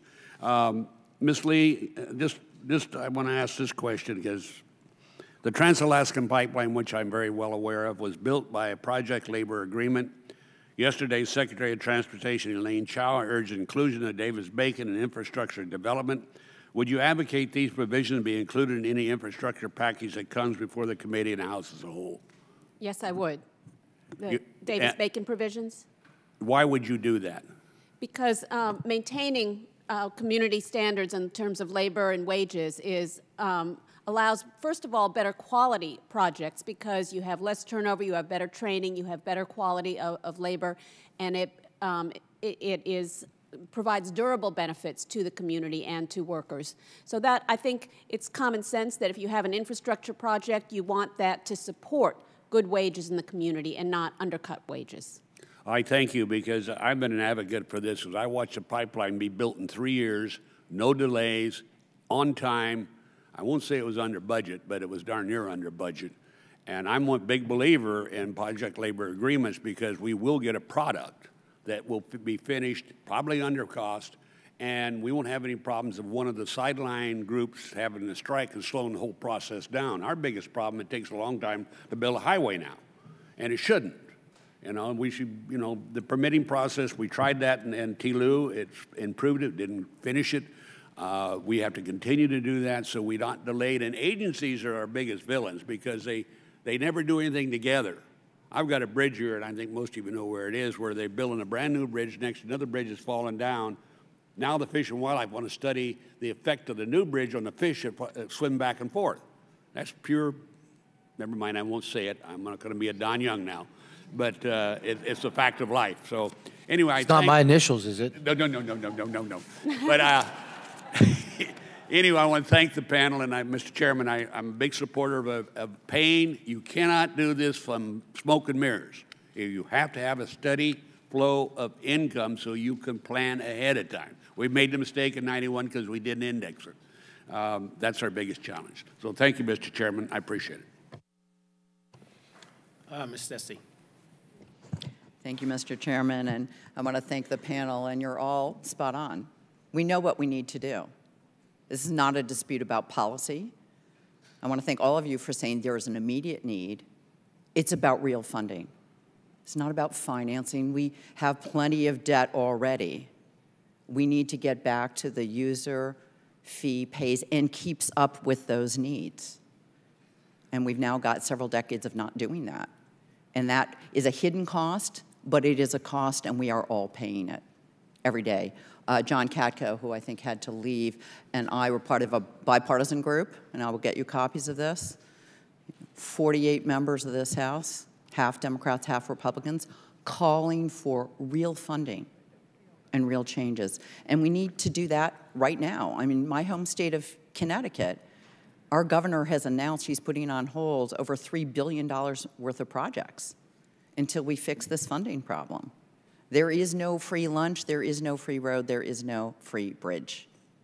So here's the question. Mr. Spear, you're totally right. We need the president to lean in. It's not enough to say it's all on the table. It's all been on the table for several decades. So the question for all of us here, but as for you as well, how are members of Congress going to be held accountable for doing something? Not talking about it, but doing. People were held accountable for the easy vote to lower people's taxes. How are members of Congress going to be held accountable by the states, by the truckers, by the chamber, by the people who know the real cost to industry, to individuals? How are we going to be held accountable, carrots and sticks, so that members of Congress actually at this time, with this president, do something right now, because it is immediate need. We need to do it now, and every day we don't do it is a cost to our citizens, and frankly, it is a cost to our democracy.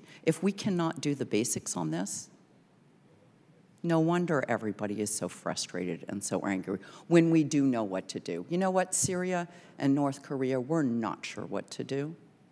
We know darn well what to do here. So help us figure out, like, how can you be part of it and what can we do? Thanks. Well, there's a lot to work with there. You know, look, this is a wonderful venue. I sense a lot of bipartisan spirit in the room about trying to address infrastructure. The policy debate, as I said earlier, you all know how to write highway bills. There's no magic needed there. I think paying for it has always been the impediment. We haven't raised this since '93. If we'd indexed it, the Congressman's right, we probably wouldn't be having this discussion right now. But beyond the hearing, beyond the policy debate and shaping legislation, you got to vote. You got to vote. You got to put these amendments, these funding solutions on the floor and take votes. That's accountability. And we don't do that enough anymore. We used to.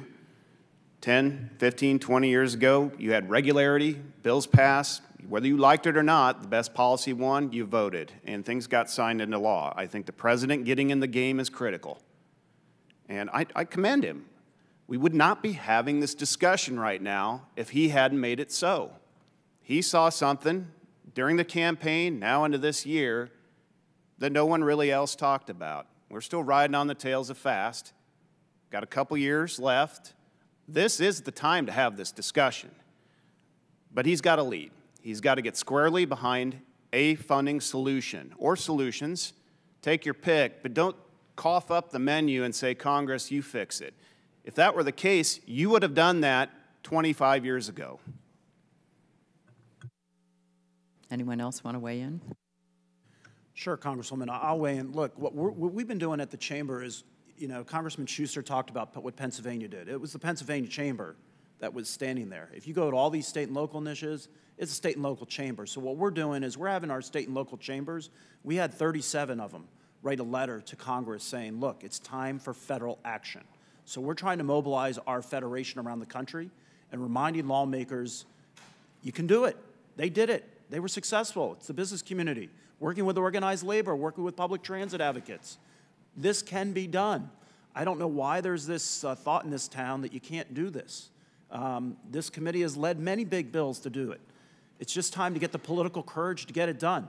All we can offer as the business community, we're willing to stand with you to do it. And if I could just say, I think it's a powerful coalition when you bring labor and business together and put pressure on members of Congress to do the right thing, to have the political courage, and to be rewarded for taking that stand. So it's time. Thanks.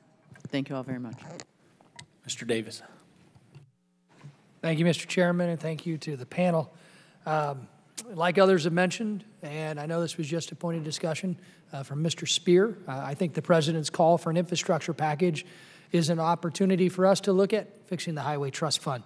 I firmly believe, as everybody has said on both sides of the aisle, this has to be a priority for our nation and has to be a priority for Congress.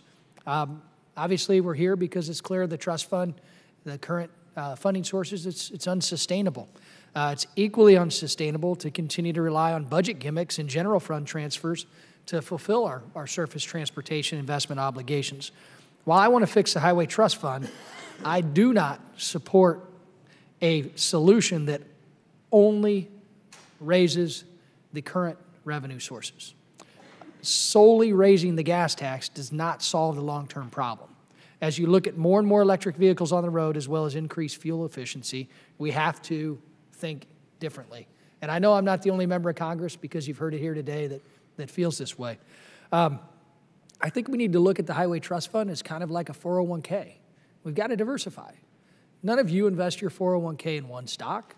And frankly, when you look at the potential for electric vehicles to be more ubiquitous on our roadways in the upcoming years, if we don't do something now, then we're going to continue to see the need for budget gimmicks and general fund transfers. That's why we want to stop. That's why we're here today. I just was out in California and rode in one of Tesla's prototype semi-trucks. Imagine when electric technology and hybrid technology gets into the fleet level and what that's going to do to decimate the Highway Trust Fund even more. So you're here because we need to hear from you. Thinking in that 401k approach, a diversification. I want to ask you about, anybody on the panel wants to answer any of these concerns. Do you agree that we need to be looking at other sources? And if so, what is your suggestion to bring in electric vehicles into the mix? Mr. Spear, Mr. Lewis, you guys can fight over who answers. I think Congressman DeFazio really hit on the point that this really isn't ready for prime time. We've got a lot of pilots, a lot of studies, and we need to be looking at alternative funding sources. Are you talking about the VMT that I am. Mr. And, DeFazio? I think that's certainly one way that governments are looking at it. It's not ready for prime time. You're simply going from about 170 collectors of the fee at the wholesale rack, which is what we're proposing, to every vehicle on the road. Millions. That's a huge bureaucracy to administer. It is. As it stands. You've got privacy issues. You've got cybersecurity issues. Rural versus We're urban all for issue. collecting, but I think the electric and alternative fuel vehicles currently on the roads today is very, very small. It's going to get big. The debate for alternative funding needs to start now, but it's probably going to come into play 10, 15 years from now. Let's start and have that debate now. But for this current 10 years, we need real money on the table, which is why, in contrast, we're proposing using the user fee. It's the most efficient, immediate, and conservative way to raise money. Shores up the trust fund, less than 1 cent on the dollar to administer, and it's deficit neutral. There's not one proposal on the table right now that does all three of those things, except the user fee. Well, Mr. Spear, I think you misunderstand what my priority is. I think Congress is only going to act now to be able to prepare for the future. I don't know if you've seen this yet. Congress as a whole usually doesn't like to act on anything without a deadline. And now, let's put our own deadline in place, because when electric vehicles become more of a part of our roadways, it's going to be that much harder to be able to put them into the mix. We need to talk about diversification now, and that has to happen. Now, the VMT, I disagree with many of my colleagues that that is the right approach. I'm not a big fan of the VMT because I think it unfairly punishes rural America, where I represent, versus urban America. A single mom in my district that drives 30 miles to work is going to pay more than the single mom who drives to work 3 miles in the city of Chicago in Illinois. So I've got concerns with it. Now, I think we need to look at some other sources. There are other ideas out there: registration fees, battery taxes, freight issues. But I want everybody at the panel to begin to think about diversification now, because simply kicking the can down the road is only going to lead us back to the same table, the same debate, the same discussions that we're having today. And frankly, that's why I'm not in favor of solely looking at the existing sources. So I appreciate it, Mr. Lewis. I know you wanted to say something, if the chairman would let you, but my time is up. Go ahead, if you'd like to answer. Thank you, Mr. Chairman. Mr. Davis, I think that it's pretty easy to agree on what that trajectory is of vehicles that will get off of using gas and onto electric or other sources. We can look at what that trajectory is. We can see over time what percentage of the fleet and how quickly that's going to take over. And I think that gets to your point, is as that percentage of the fleet increases, we have to find a way to address those uses of our roadways. And so whether it's a one-time charge, as Tennessee is doing, or it's a per mile fee, I think we can start to blend those two, and I think we need to start to blend those two. But I'm pretty sure it's going to happen. Is it 10 years? Is it 15 years that the saturation of electric and other fuel vehicles take on? It's going to become more of an issue. And I think we need to start now thinking about how we get those into the program. But as you said, and as many have said, it's not going to happen tomorrow. We need the bridge to fund the Highway Trust Fund in a sustainable way while we transition to these other modes of power. Mr. Payne. Thank you, Mr. Chairman.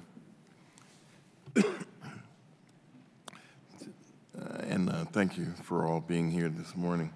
I represent a very congested urban area with every mode of transportation within my district. However, transit funding issues are of particular importance to me at this time due to my state, and I'm from New Jersey. My state's transit agencies troubled finances and some of the highest fares in the country. Despite this administration's neglect of the transit in the President's infrastructure package, I'd like to hear some more of the panel's ideas on innovative federal transit funding models you'd recommend to this committee. Sir? In the state of Tennessee, the state does not operate transit, and it's operated locally. And so as one of the opportunities that we had in our bill, the Improve Act, we allowed cities, large cities and large counties, to actually do a referendum to raise taxes to fund transit. And as a matter of fact, as we speak, the city of Nashville is working on a referendum on May the 1st to implement their first large transit program. So that's an opportunity. And obviously, transit has been part of the funding through the Highway Trust Fund for a long time, and I would think that would be a good source, and it should probably continue. Thank you.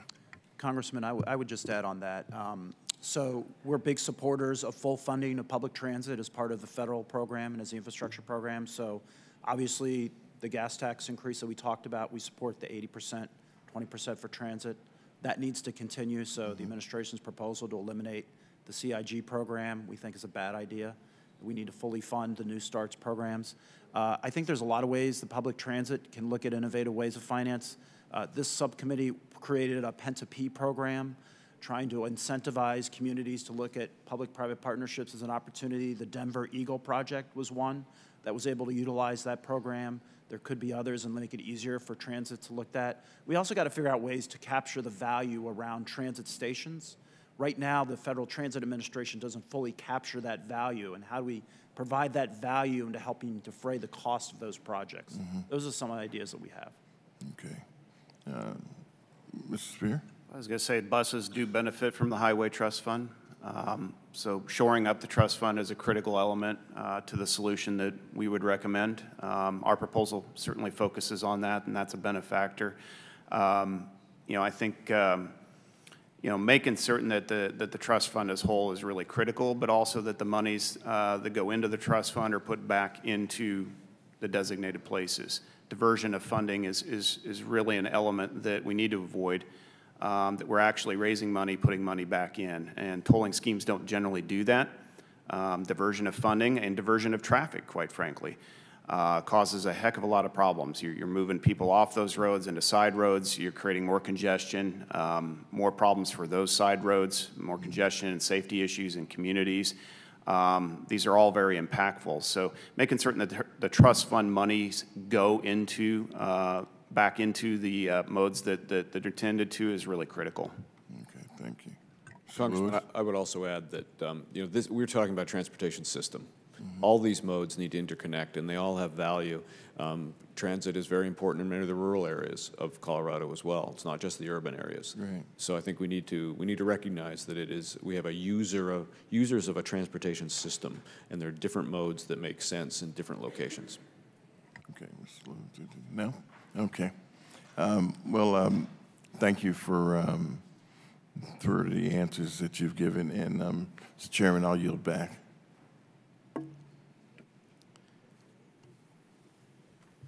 Fossett. Thank you, Mr. Chairman. Mr. Spear, you had recommended, I want to thank the panel for your testimony today. It feels like we're all preaching to the same choir. The question is whether anyone's hearing it.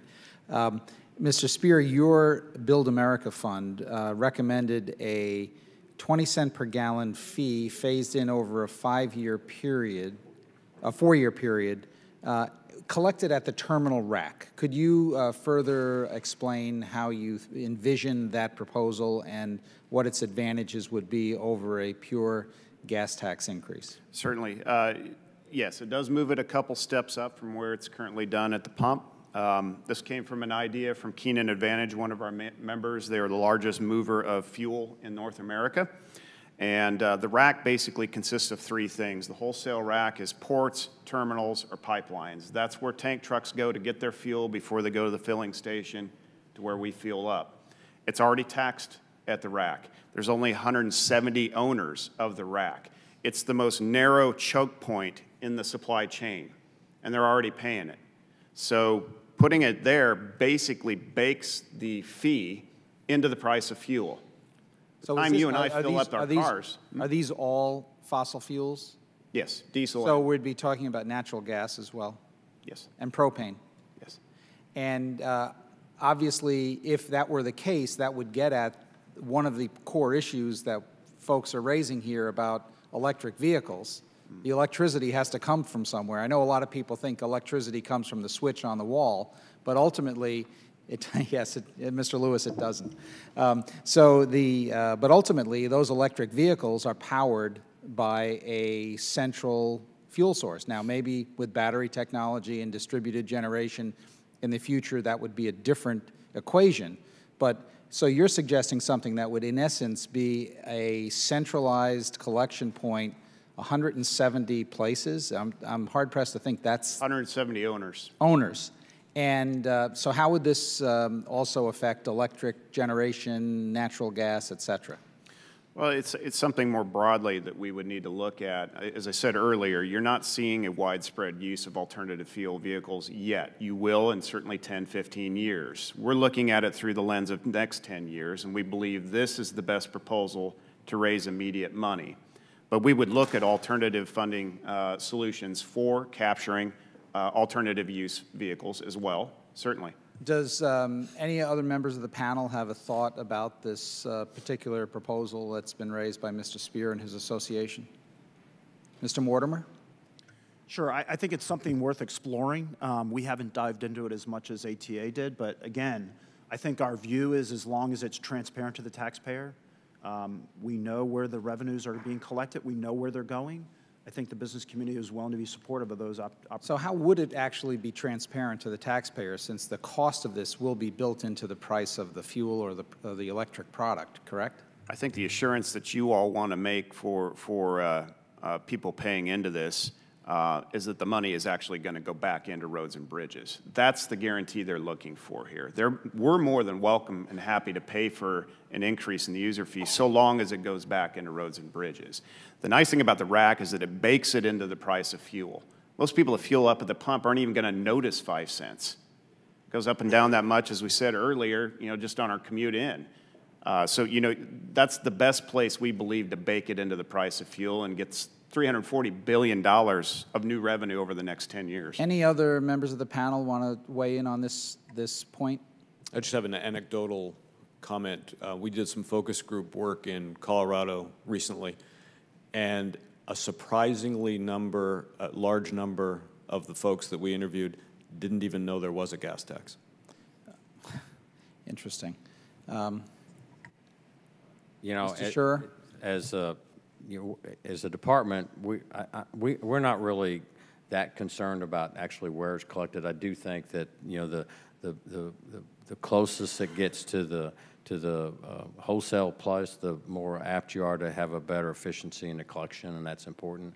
I will have to say that we have to look at the other alternative sources as a point of revenue. We did that in Tennessee in our bill. We looked at we taxed electric vehicles and other forms of energy as part of that bill, and I think that's something that we have to look at as we go forward.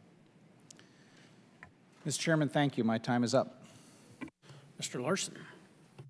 Thank you, Mr. Chairman, and I want to thank the subcommittee for letting me sit in as well today. We'll return the favor if anyone wants to sit on the aviation subcommittee. It was close to an objection. Mr. Spear, back to the wholesale versus retail. I had a question that was asked already. So I appreciate how that would be structured. But how do you, if you charge at the rack, how do you ensure that that unit of propane is going to be used for a vehicle as opposed to being used for non-vehicle use? I think that's where you would look to legislation for that, and how the Highway Trust Fund is currently administered, to ensure that there is no diversion between the relationship of federal and state administration of the trust fund, that those funds actually go to their intended purpose and not diverted. Well, I understand the intended purpose would be for transportation, and I fully support that, but I'm just saying not all propane, I guess, that would be delivered would necessarily be used for a transportation purpose. It would be a legitimate purpose, but not transportation. That's true. Yeah. More broadly, transportation logistics, perhaps. We look at the RAC as the solution for diesel and petrol for roads and bridges, and that's the lion's share of the $340 billion over 10 years that we're talking about. Yeah, okay. With regards to electric, since we pay retail, pay at the pump for gas and gas tax, has anyone looked at the possibility of developing the same kind of notion for electric? That is, when I plug in my electric vehicle, every electron that goes in, there's a little tariff on it that ends up transferred to the Highway Trust Fund. California, I believe, is currently undertaking a pilot that does exactly that. Can you not use California as an example? I do apologize for that, but just it came to my mind. But they're doing that to study the collection of a fee at the charging stations for the miles used for that vehicle. Okay, so much like, but kind of like the gas tax at the pump. So it's collected then transferred to the trust fund. And then back to the bigger question about the gas tax and the elasticity of it. We keep going back to it, and speaking of kicking the can down the road, we ought to charge people for saying that, when that would fund the Highway Trust Fund. But because I bring that up because the Transportation Revenue Commission from 2005 or 7 recommended moving towards vehicle miles traveled, and that's either 10 or 12 years, whatever day it came out, and we're still piloting RUCs throughout the states. We're not moving quickly on this, and not moving quickly enough to determine if it is a viable, legitimate supplement or complement to the Highway Trust Fund. So I'm a little more with Mr. Spear and Mr. Mortimer on, are we ever going to get to it? You know, it's another 10 to 12 years down the road, maybe, but not at the rate we're going. Is there a way to get to a decision faster on the use of RUCs? Yeah, I think if there's more success, and you've got the 14 western states. Yeah, Washington's one of them. Then Washington is one of them that is combining. We're learning from those experiences. We're learning from the good and the bad of how these are unfolding. You know, if we think that is 10 years away, if we look back 25 years to the last time the fuel tax was increased, maybe 10 years isn't so long. You know, so I think, and there's probably a role that USDOT can play in. They are already playing in helping us fund some of these pilot programs. There are probably some interoperability studies that can be done. You know, there's an I-95 work and there's the Western states work. How do we tie the two together? So I think there is more that can be done if we look into the future and look at those curves and how quickly are the fuel efficiency going to go up, right, and how quickly are the electric vehicles going to get into the system. We can, on that curve, we can plan out a transition time, I think, but we need to take action. Yeah, okay. And Ms. Lee, do we have a workforce that can, do we have the numbers in the workforce to do this? Yes, we absolutely do. Yeah. You know, first of all, there are a lot of trained workers who are out of work or have dropped out of the labor force, but I think, you know, the labor market continues to be weak even 9 years after the economic recovery. And so I think this is exactly the kind of boost that we need in terms of labor market participation and creating good jobs that would be spread all over the country. So it's a huge advantage. And also we can pair it, and we should pair it with training, you know, with good training and apprenticeship programs that make sure that they are incorporating underserved populations and others that haven't been part of that. So I think this can be a tool for equity in the labor market, and it would be an excellent one that is both good macroeconomically and also good for local labor markets. Thank you. I just would note finally Mr. Mortimer's testimony, your written testimony, that getting rid of workers, moving them out of the U.S. workforce by not extending DACA or doing what we're doing with the TPS folks, you're moving workers out of the U.S. labor force is not a good idea. So, thank you, Mr. Chairman. I yield back. Mr. Perry. Thank you, Mr. Chairman. Thank you, ladies and gentlemen, for being here. We are all concerned about the vitality of the Highway Trust Fund and maintaining that. With that, I am concerned because the gas tax, of course, being bandied about as one of the most regressive taxes, especially for low-income individuals who spend more of a proportion on their income on gasoline than other folks. And, of course, it follows the supply chain as every retailer and everybody in business adds the additional cost of the gasoline and transportation into their product, and everybody pays that as well. And having just passed the American Tax Cuts and Jobs Act, I'm a little remiss that we would immediately think about taking that away through an increased gas tax without something to offset it on the other side. And we all know we need a revenue source, but I'm not sure that that wholly gets to the issue, and I think you would acknowledge that there are other vehicles that aren't that are on the highways that aren't paying through the gas tax, and even just increasing it fails to capture the revenue from those that are using, even though it is, I would agree, a user fee. Mr. Mortar, in particular, the U.S. Chamber has endorsed a 25-cent increase of the federal gas tax, which is the largest increase in the history of the tax. Do you know how much it'll cost the average consumer, the household annually, additionally? Sure, Congressman, thanks for the question. Yes, so when we did our analysis of our so it's 25 cents. It would be 5 years over a 5-year period. Right. And under our estimates, it's $9 a month. So we're talking about $104 a year. And Mr. Speer talked about the $1,500 that Americans of all economic levels are losing because of inadequate road conditions and sitting in congestion.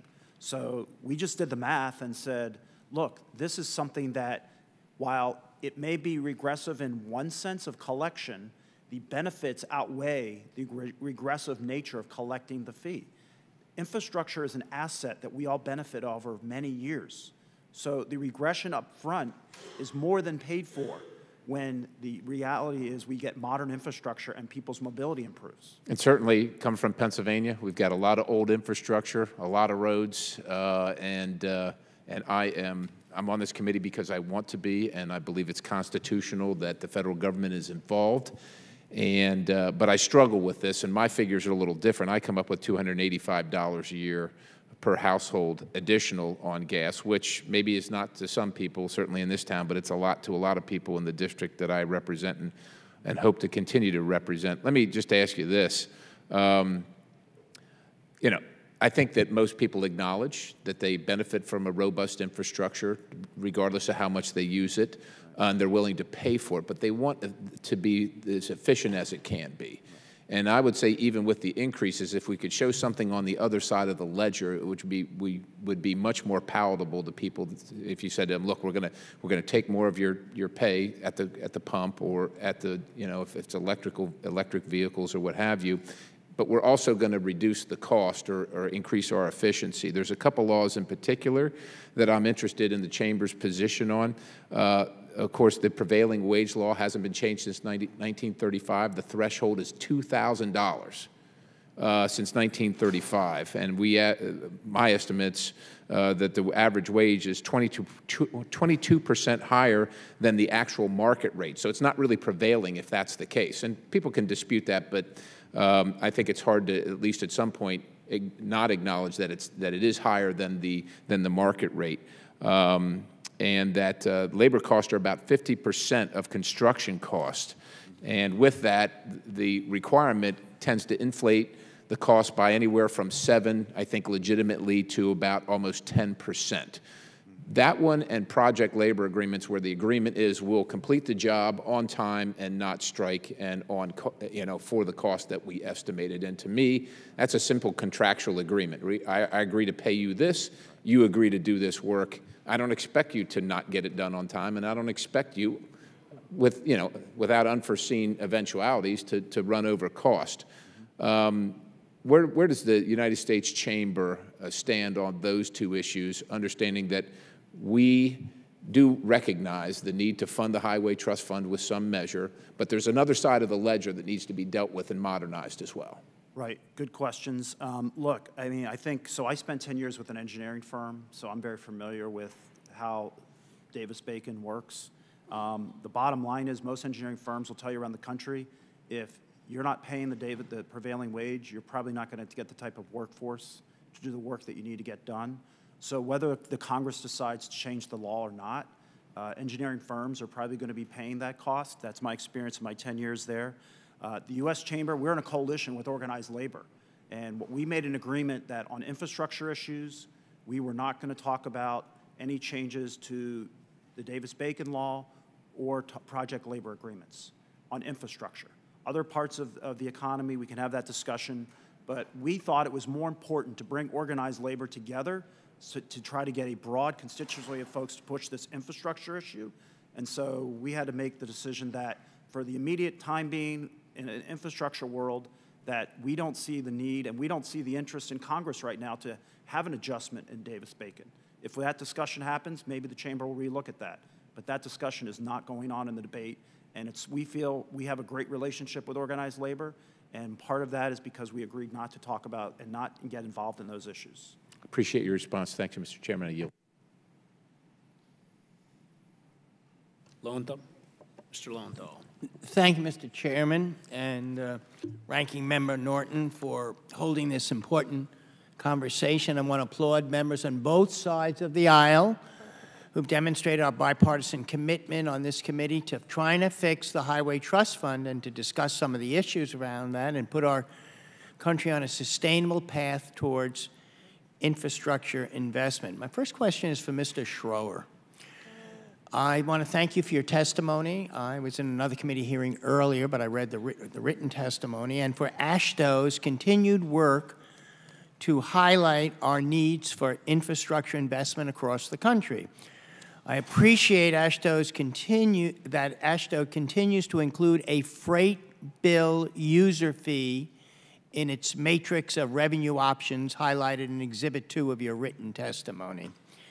As you may know, I have also introduced a bipartisan legislation that would implement this sustainable freight user fee to finance a freight trust fund. The DOT estimates that my plan would send over $100 million a year just in formula funding to freight priorities in Tennessee. What do you think you and your colleagues across the country could do with these kinds of resources to improve goods movement? Well, in Tennessee, no question, as I mentioned earlier, we have 9 interstates that travel throughout our state and heavy truck traffic. And we are concerned about being able to fund those and add capacity on those roads for the increased freight movement. And it does, we worry about safety of passenger vehicles and then increased movement of those throughout our state. So money that can be used for freight movement is critical. We actually have hired several people in our department to only look at freight movement and projects that we can do that will enhance the movement of freight throughout our state. So it's a critical piece for Tennessee and across this country. Talking about a dedicated freight revenue stream, a user fee. Mr. Lewis, what about in Colorado? Could you use the money? Oh, absolutely, Congressman. I think, we established something called a Freight Advisory Committee about 18 months ago that brought in our partners in the trucking industry, shipping companies, the rail industry, to talk about what are those priorities. I mean, just think of the geography of Colorado. The Continental Divide that separates the Front Range from the Western Slope, the whole western 2/3 of the state, all fuel, motor fuel, heating oil, aviation fuel, to get to the Western Slope has to cross over the Continental Divide at a pass at 12,000 feet, has to go rain or snow, and that's the path that we access the whole western part of the state. If we're just not able to grow the economy unless we're able to do something about that weak link in the transportation system, and that is true throughout the state. So dedicated freight revenues are critically important to the economic growth of the state. Mr. Speer, I appreciate your comments in your written testimony about a freight waybill fee and the creation of a multimodal freight program. You know, I understand the concerns of the trucking industry about the collection of this fee, the potential for evasion or diversion, and the use of revenues collected by the trucking industry for other transportation modes. I understand those kinds of concerns. I personally believe we can overcome these issues by working with you and the ATA and other stakeholders that actually support this proposal to craft a final proposal that addresses these concerns that you have raised. Would you be willing to work with us on that? It's a much better alternative than litigation. So yes. Also, it's sustainable, what we're talking about, and doesn't have the issues of the Highway Trust Fund, which is not a sustainable funding trust fund. Well, it could be. It could be. And that's up to you. We're here to help you. We're certainly united in helping you get that done. But I do feel that the provisions that you put into the FAST Act on having freight plans, more oversight, not just of the states, but of the DOT, and reviewing those freight plans. As I said in my testimony, in my opening statement, we lose as an industry $63.4 billion a year sitting in congestion. For passenger vehicles, that exceeds $100 billion. These are measurable numbers. Right. And so having good freight flow, good freight plans are the starting point. You saw that in the FAST Act. Now we need to really keep the feet to the fire and make certain these plans are implemented and funded. And I agree with you. I concur with you. And as I yield back, I think we should follow the money again here, too. We have to have a sustainable funding stream. And so with that, I yield back. Mr. Schmucker. Thank you, Mr. Chairman. I'd like to thank the chairman for scheduling this hearing on this very, very important topic, and should be an important priority for us. I was part of the legislature in Pennsylvania when we recently passed the wholesale gas tax. Mr. Spear, just a quick question first. You talk about the fee at the terminal rack. Is that similar to the wholesale gas tax? Is that what you're talking about? Okay. And then, Mr. Spear, I'd like to, you used the term "gotta vote," all right? And I sensed the frustration in your voice. It's been a long time since we've addressed this, so I'd like to just explore that a little and talk about what happened in Pennsylvania. But if we had the vote today, what do you think the vote count would be? Well, I would say right now we probably have some work to do. But that's where, you know, having hearings like this, having this kind of dialogue, having the bipartisanship, having this panel, which is very diverse, by the way. There's not a lot of issues that we all agree on. This is one of them. Right. And so in terms of policy and bills, you guys know how to write a highway bill. It's getting the votes for the funding, and we're prepared to really work that hard. Well, I appreciate that, and I think I agree with your sentiment. This is something that needs to be done, but we also need to have the support to get it done. Correct. And so I guess what I'm asking you is this. One of the really important components, I guess two things that I could mention that were really, really important in Pennsylvania. And it was passed in Pennsylvania, not unlike a lot of other states now that we've all talked about, a lot of states that have done the same thing. But, and by the way, in Pennsylvania, it was Republican control, Republican governor, Republican both houses. And it was at a time when we really were looking to, we were trying to drive more fiscal responsibility, cutting areas of government. We had folks who said they absolutely wouldn't vote to raise taxes, but were able to, people came to understand that this really is a user fee on a very important core function of government. You know, you can maybe cut in other areas, but this is a core function of government that affects our economy, affects the consumers, and you've already talked about some of that. But what was very critical was the leadership at the top, and we happen to have a secretary who was absolutely outstanding in driving the discussion. And I think we have that in the president today, a president who really is focused on infrastructure. And then it was building the public support. And this is where I'd like to, you know, at the end of the day, we're legislators. We're here to represent the views of our constituents. And we have a lot of constituents. From a conservative district, I have a lot of folks who don't want to raise taxes. They don't want more dollars going to the government. They want dollars in their own pocket. And so that's a very important sentiment that we have to recognize. So my question to you is, who is reminding the people of the cost of having infrastructure that's not working? Costs in congestion, costs in, you know, if your car hits a pothole, that's going to cost you $100 just to fix that. And the cost in, you see it as in the trucking industry, the costs added to every single product because of additional freight costs. If your trucks are sitting, I don't know how many, forget the number you said, but are sitting in congestion, 360,000 drivers or something like that. I mean, that adds to the cost. But what we saw in Pennsylvania was, you know, proponents, all the stakeholders really had a sort of a strong engagement in reminding the public of the need and of the cost if we didn't do anything. I'm not seeing that yet here, so I'd like to ask you what you're doing now, and maybe for Mr. Mortimer as well. What are you doing now, and what do you intend to do to help build the public support for this and to gain the support here within the legislature? Well, I think for starters, I said at the outset, the President's ability to amplify this issue is absolutely essential. He's done that, and I think we're seeing the benefit. Having this debate, we're having it because he made it a priority, a front burner issue.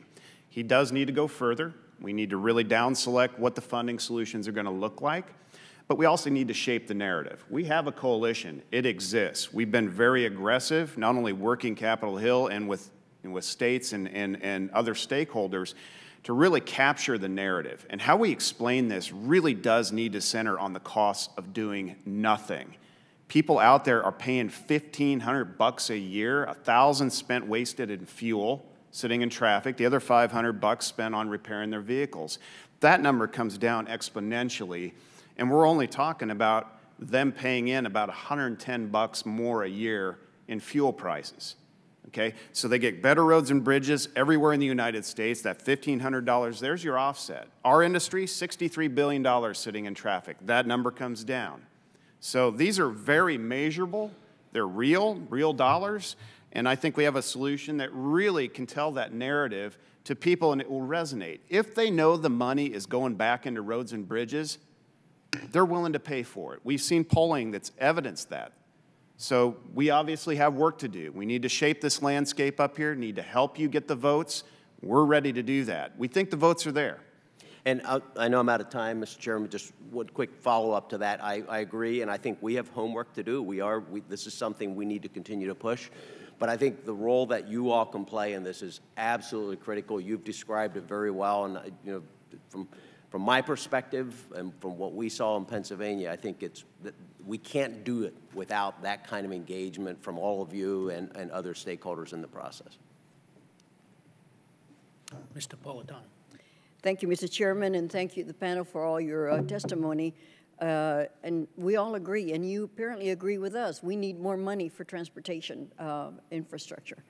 Mr. Spear and Mr. Mortimer, the businesses you represent depend on reliable, congestion-free roadways and infrastructure to spur economic productivity.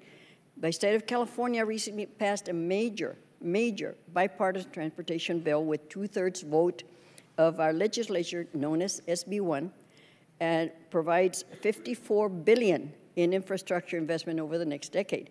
SB 1 is paid for with a 12% gas tax increase and increased fees on energy-efficient cars, since they are not currently paying their fair share as users of the highway. Do you support the California Infrastructure Package SB 1?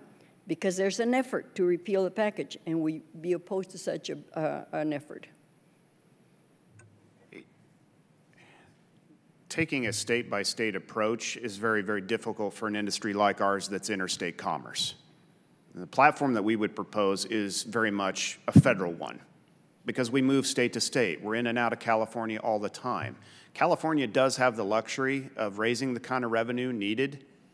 Whether we agree with it or not is irrelevant, actually, but you do have that ability. Most states don't. In fact, over half the states in the United States do not have the ability to raise that kind of cash, certainly not the ability to administer it. There is a federal role. We don't believe in devolution. We think there's a constitutional responsibility of this body, this legislative branch, to fulfill when it comes to interstate commerce. So we would look at working with state to state by having a strong federally funded program and administrative capability to ensure that all states have the ability to do it, not just California. Thank you. Mr. Mortimer. Yes, Congressman. So the U.S. Chamber, again, like Chris, we're very focused on the federal and the interstate connection there and the interstate commerce. That being said, I believe that the California Chamber and others have been very opposed to any effort to repeal that, because my understanding is the California business community was the one that helped enact that. So I'll let them speak for themselves. But again, from our perspective is we're trying to get into a situation where we need to modernize our infrastructure. It's going to take all the stakeholders, both federal, state, and local, to put more resources to the table. And so we need to have that discussion, and we need to really think through these things. We address that. California took care of that. Mr. Schroer and Mr. Lewis, the Trump administration's plan calls for more state investment but prohibits state governments from setting local hire preferences on infrastructure projects. Most taxpayers believe that when they are paying for a public transportation project, they should be given a preference on jobs associated with the project. As representatives of Tennessee and Colorado DOTs, do you believe you and other state DOTs should be allowed to set local hire preferences for your citizens that are paying for the vast majority of the state projects? You want to take that one? I'll be glad to answer it, but go ahead. Thank you, Congressman. I think that there's a balance.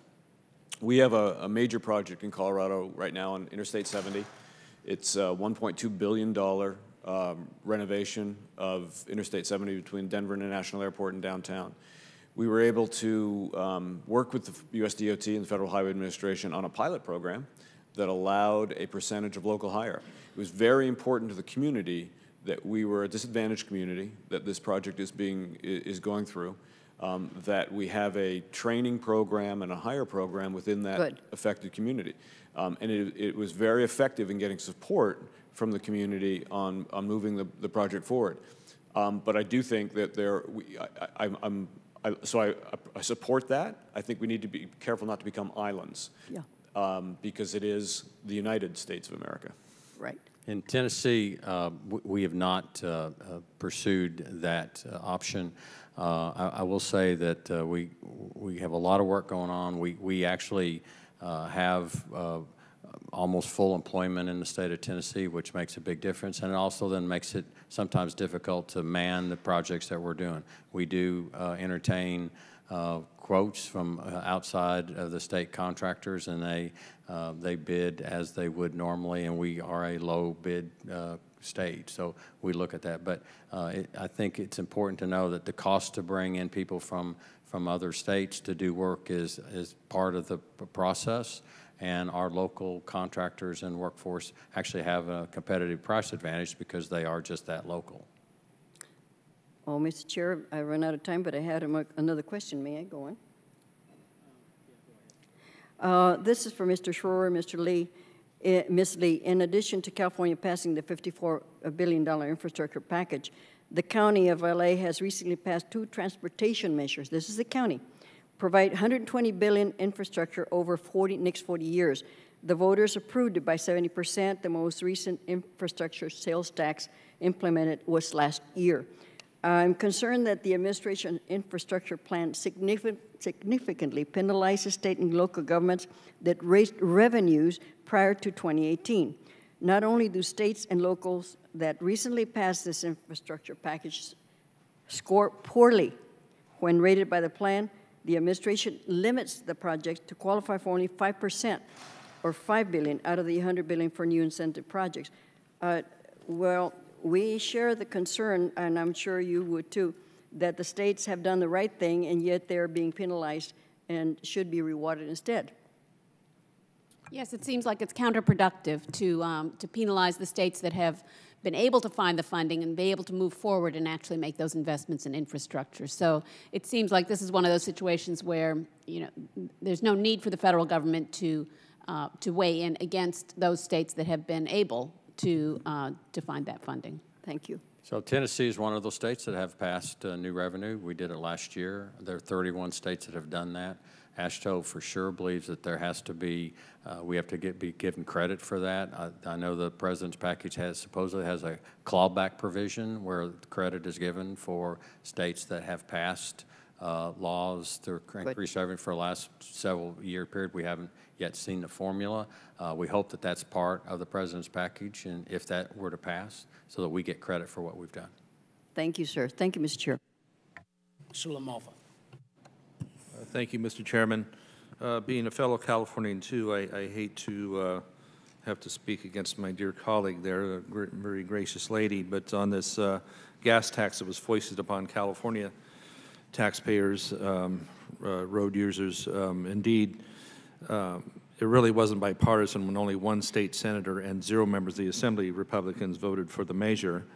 and that we know already 30% off the top of it is going to go for things besides the highways. None of it will add any extra capacity, any extra lanes. So for, as the Chamber fellow pointed out, the folks that were from business that were in favor of it were those that are getting the project work and labor as well.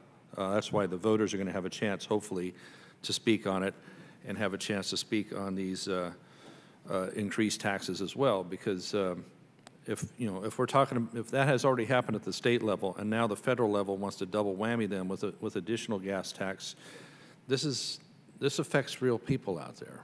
You know, if it's going to be $300 to $500 per household and then another round at the federal level, real people pay for this. So what never gets talked about much around here is how do we decrease the cost of building a mile of highway or repairing a bridge. You know, even our president talking about that. Why does it take so many years to study, permit, and all that? So that's where the frustration lies. And when people, when people pay at the pump, they believe those dollars are going to the highways. Yet we know the Highway Trust Fund is being used for much urban transit, for trains, for buses, things that don't pay back into it. So since the trust fund is paying out into several different types of things that are non-gas transportation, and many people use these methods, what are ways, and I'll throw this to Mr. Shore or Mr. Lewis, we can actually increase the share that these other users, we talked about electric cars a little bit, okay? Well, California's new law doesn't even kick in until, I think, 2020, and it's only $100 per electric car to pay into that system. So they're really not paying any kind of fair share. It seems to be the focus to me, but I'd like to hear from you, is a much heavier load by the electric cars that are going to be coming more and more into play, it seems, especially with the legislature trying to ban fossil fuel vehicles by 2040 in California. Or we should quit directing money to those that are not paying it in the mass transit. They should be finding other ways to tax that in order to pay their fair share instead of a so-called highway fund not going for highway dollars. Please, Mr. Shore, Mr. Lewis. Well, I agree that we look at, we think that everybody who uses the roads ought to pay for their fair share. And I think the state of Tennessee's done that in their bill. I do think the issue of vehicle miles traveled is one of those issues that we're going to have to look at as more and more cars become electric or other sources of fuel. It is a progression, as we've talked about today. I will say on the transit side, I understand there's lots of concerns with regard to transit, but I also will tell you that if you use transit, you take cars off the highway. And when you take cars out the highway, there is less wear and tear on those roads, and there's an inconvenience to riding transit, much different than having a personal automobile. So there is a personal inconvenience that people well, that use completely ignores the rural part of the country here where there's no transit between Richville, California, and Montague, California. Okay. So in Tennessee, Congressman, we fund transit in all 95 counties. Mm-hmm. And so it is an integral part of our rural areas to get people to the doctors and hospitals that don't have opportunity to transit. So we use that money. Almost all that money is federal dollars. Comes from FTA, and we put it to good use, and people in our rural counties use it a lot. Congressman, I would support everything my colleague has said. I think Colorado is sort of a microcosm of the rest of the country.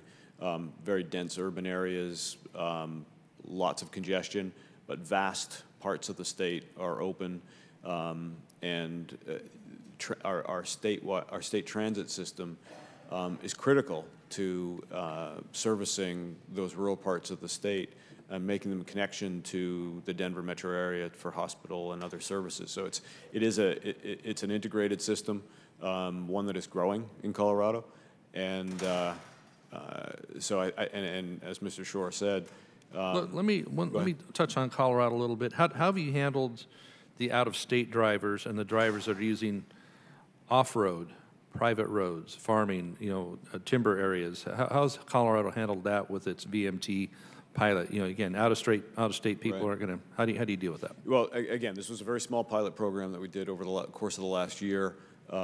We gave users an option to whether to use a GPS way of measuring their mileage or just strictly by the odometer. With an odometer reading, you don't know where you're driving. You don't know what kind of road you're on. For out-of-staters, though?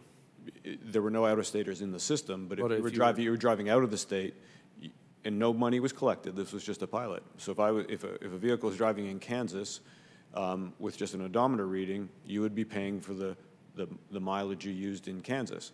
Whereas with a GPS, it would know you're at the border, and you would not be charged for that use of the Kansas roadways. You'd only be charged for the use of the Colorado So you have roadways. a bureaucratic nightmare for the off-roaders or people traveling out of state, or you have a privacy concern. I think Mr. Spear may have mentioned on GPS following around where you're going, right? I think the concern about privacy, that's something that has been a longstanding concern. It was a concern in Oregon when this was first proposed and implemented. The people that used in the pilot, and we specifically went to folks that were not in favor of a usage tax, a road usage charge, they found it very convenient, and that their privacy concerns were largely overcome. I think all of us. Really? They were. How all do of you us do that? Beat them over the head, or what? No, I think they felt confident that their personal data was protected, and that they were not by this government. Yes. The people can't keep your health records. I mean, that's funny. I'm sorry, but it's an intrusion on that, and for the off-roaders, I just see that the easiest thing you do is pay at the pump, right? And there's a couple different methods you're talking about paying. All right, I'm over time here, but I haven't gotten any closer to being a VMT advocate than I have. If I could. Thank you, Mr. Chairman. I'll give you back. Sorry. Ms. Lawrence. Thank you. I must say this conversation is much needed. I can tell you my frustration is that we keep talking about it.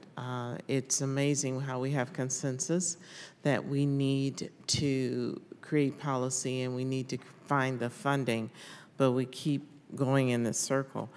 To that end, Mr. Lewis, can you briefly describe the mileage-based fee system and discuss what challenges await in trying to implement such an alternative to gas tax? And if you could, while you're talking about that, discuss whether the gas tax should be eliminated if the mileage-based fee system is implemented. Right. Thank you, Congresswoman. There are still a number of challenges. I think we've all testified today, and many of the questions of the committee have centered around the existing system that we have today, which is collecting a user fee through the form of a gas tax. There's a very robust, more than a century-old system of collecting that user fee. I think the challenge that we're facing is that in the not-too-distant future, and we can have debates about how far away that future is, the more that the fleet is, that electric vehicles and other fuel vehicles are making up the fleet, we will not be collecting those user fees through the existing gas tax. It isn't going to happen tomorrow, but it will happen. And I think that what we have to do is work on a transition plan that as the fuel tax becomes less viable, that we already have in place a system to replace it. And it isn't going to be, midnight on a particular year on December 31st that we switch from one to the other. I don't see that as being the way. I think there will be a transition over the course of a number of years in order to move off of the existing fuel. It doesn't change the need we have today, and the need we have today is very real, and the existing system of revenue is what we have. I thank you for that, because I think we keep getting caught in what we can't do, what's not happening, what's not working. To actually start moving the needle down the road, because cars that don't use fuel is a reality. I'm from Detroit. It is coming. So I'm very intrigued by that. Mr. Spear, your testimony makes some strong arguments regarding the negative impacts of tolling. You cite that expansion of tolling is far more regressive than raising the existing user fee. Can you elaborate on the equity that impacts of tolling? Absolutely. And I appreciate the question. There's a lot of talk about public-private partnerships. When we speak about roads and bridges, that's really code for tolling. Yes, okay? it is. Tolling is only profitable if you have a lot of throughput, meaning a lot of people moving through there. Exactly. Okay, that's only applicable. We can measure that very easily. As a business model, you can see what's profitable and what's not. It's really only applicable on 1% of the roads and bridges in the United States. So it is, for the rest of the country, the 99%, it's fake funding. It doesn't exist. So it might work in certain venues. Preaching to the choir, but thank you. Yeah, and now it might work in other modes, but with specific to roads and bridges, we believe that this is not a viable solution, and it's extraordinarily regressive. It costs up to 35 cents on the dollar to collect. Our Build America Fund, 20 cents over 4 years, $340 billion, less than 1 cent on the dollar to administer. It is the most conservative, immediate, and efficient way to raise revenue. And it shores up the trust fund, and it's deficit neutral. Mm-hmm. Another question I wanted to add is kind of a comment. When we are looking at a comprehensive plan to fund an investment in our infrastructure, the toll and the private-public partnerships repeatedly come up. If we can move something right now, today, the transition plan that you talked about so that we are actually recouping funds for the roads, but also as we continue to change the way we fuel our vehicles, we have it. Is that something that you think that this body, and I'm very impressed by your diversity, I was a mayor, so I look at how much it costs to build a road. I look at the condition, how many people are using it, and God help me, when the potholes, which they're there now, you get beat down to the ground because of the potholes. So what is the one thing, if you could just give me that you think that we can attack right now, that we can bring forward, that you think we get the biggest consensus on, so that we can actually start moving in the right direction? I'll be happy to. I think we have to address the shortfall in the Highway Trust Fund first. I think that's what we have to do. I think that's our #1 criteria today. We've got a rescission that we're getting ready to face. It's $8 billion rescission that will affect Tennessee significantly, and as to every other state. If we don't address that, then we're not going to get to the core issues that we have, and it allows states to put their money and on projects that they feel are most important to them. I was a mayor as well. I understand that. And it needs to be as close to the states. The decision on those projects need to be as close to the state as possible, and that means it shouldn't be in the federal government hands. It should be in the state hands, working with local communities on projects that are most important to them. Mr. Lewis. I would think that as part of if there were a funding increase to go forward, I think tying to that would be some sort of transition plan, a time-based study that would say, based on the saturation into the fleet, how quickly could we move to an alternative to the gas tax?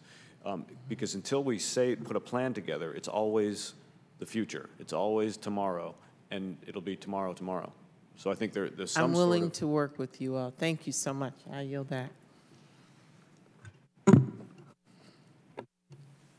If there aren't any further questions, I want to thank our witnesses for all being here. You all gave great testimony. Obviously, this is a very, very big problem that we're going to have to tackle, and I think you saw the bipartisanship that was displayed here in this committee, which we're very proud of, on top of that, trying to find solutions.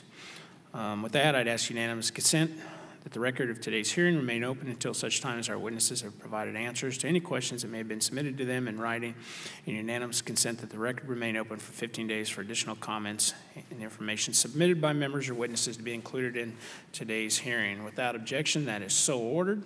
If no other members have anything to add, and there aren't any, this committee stands in adjournment.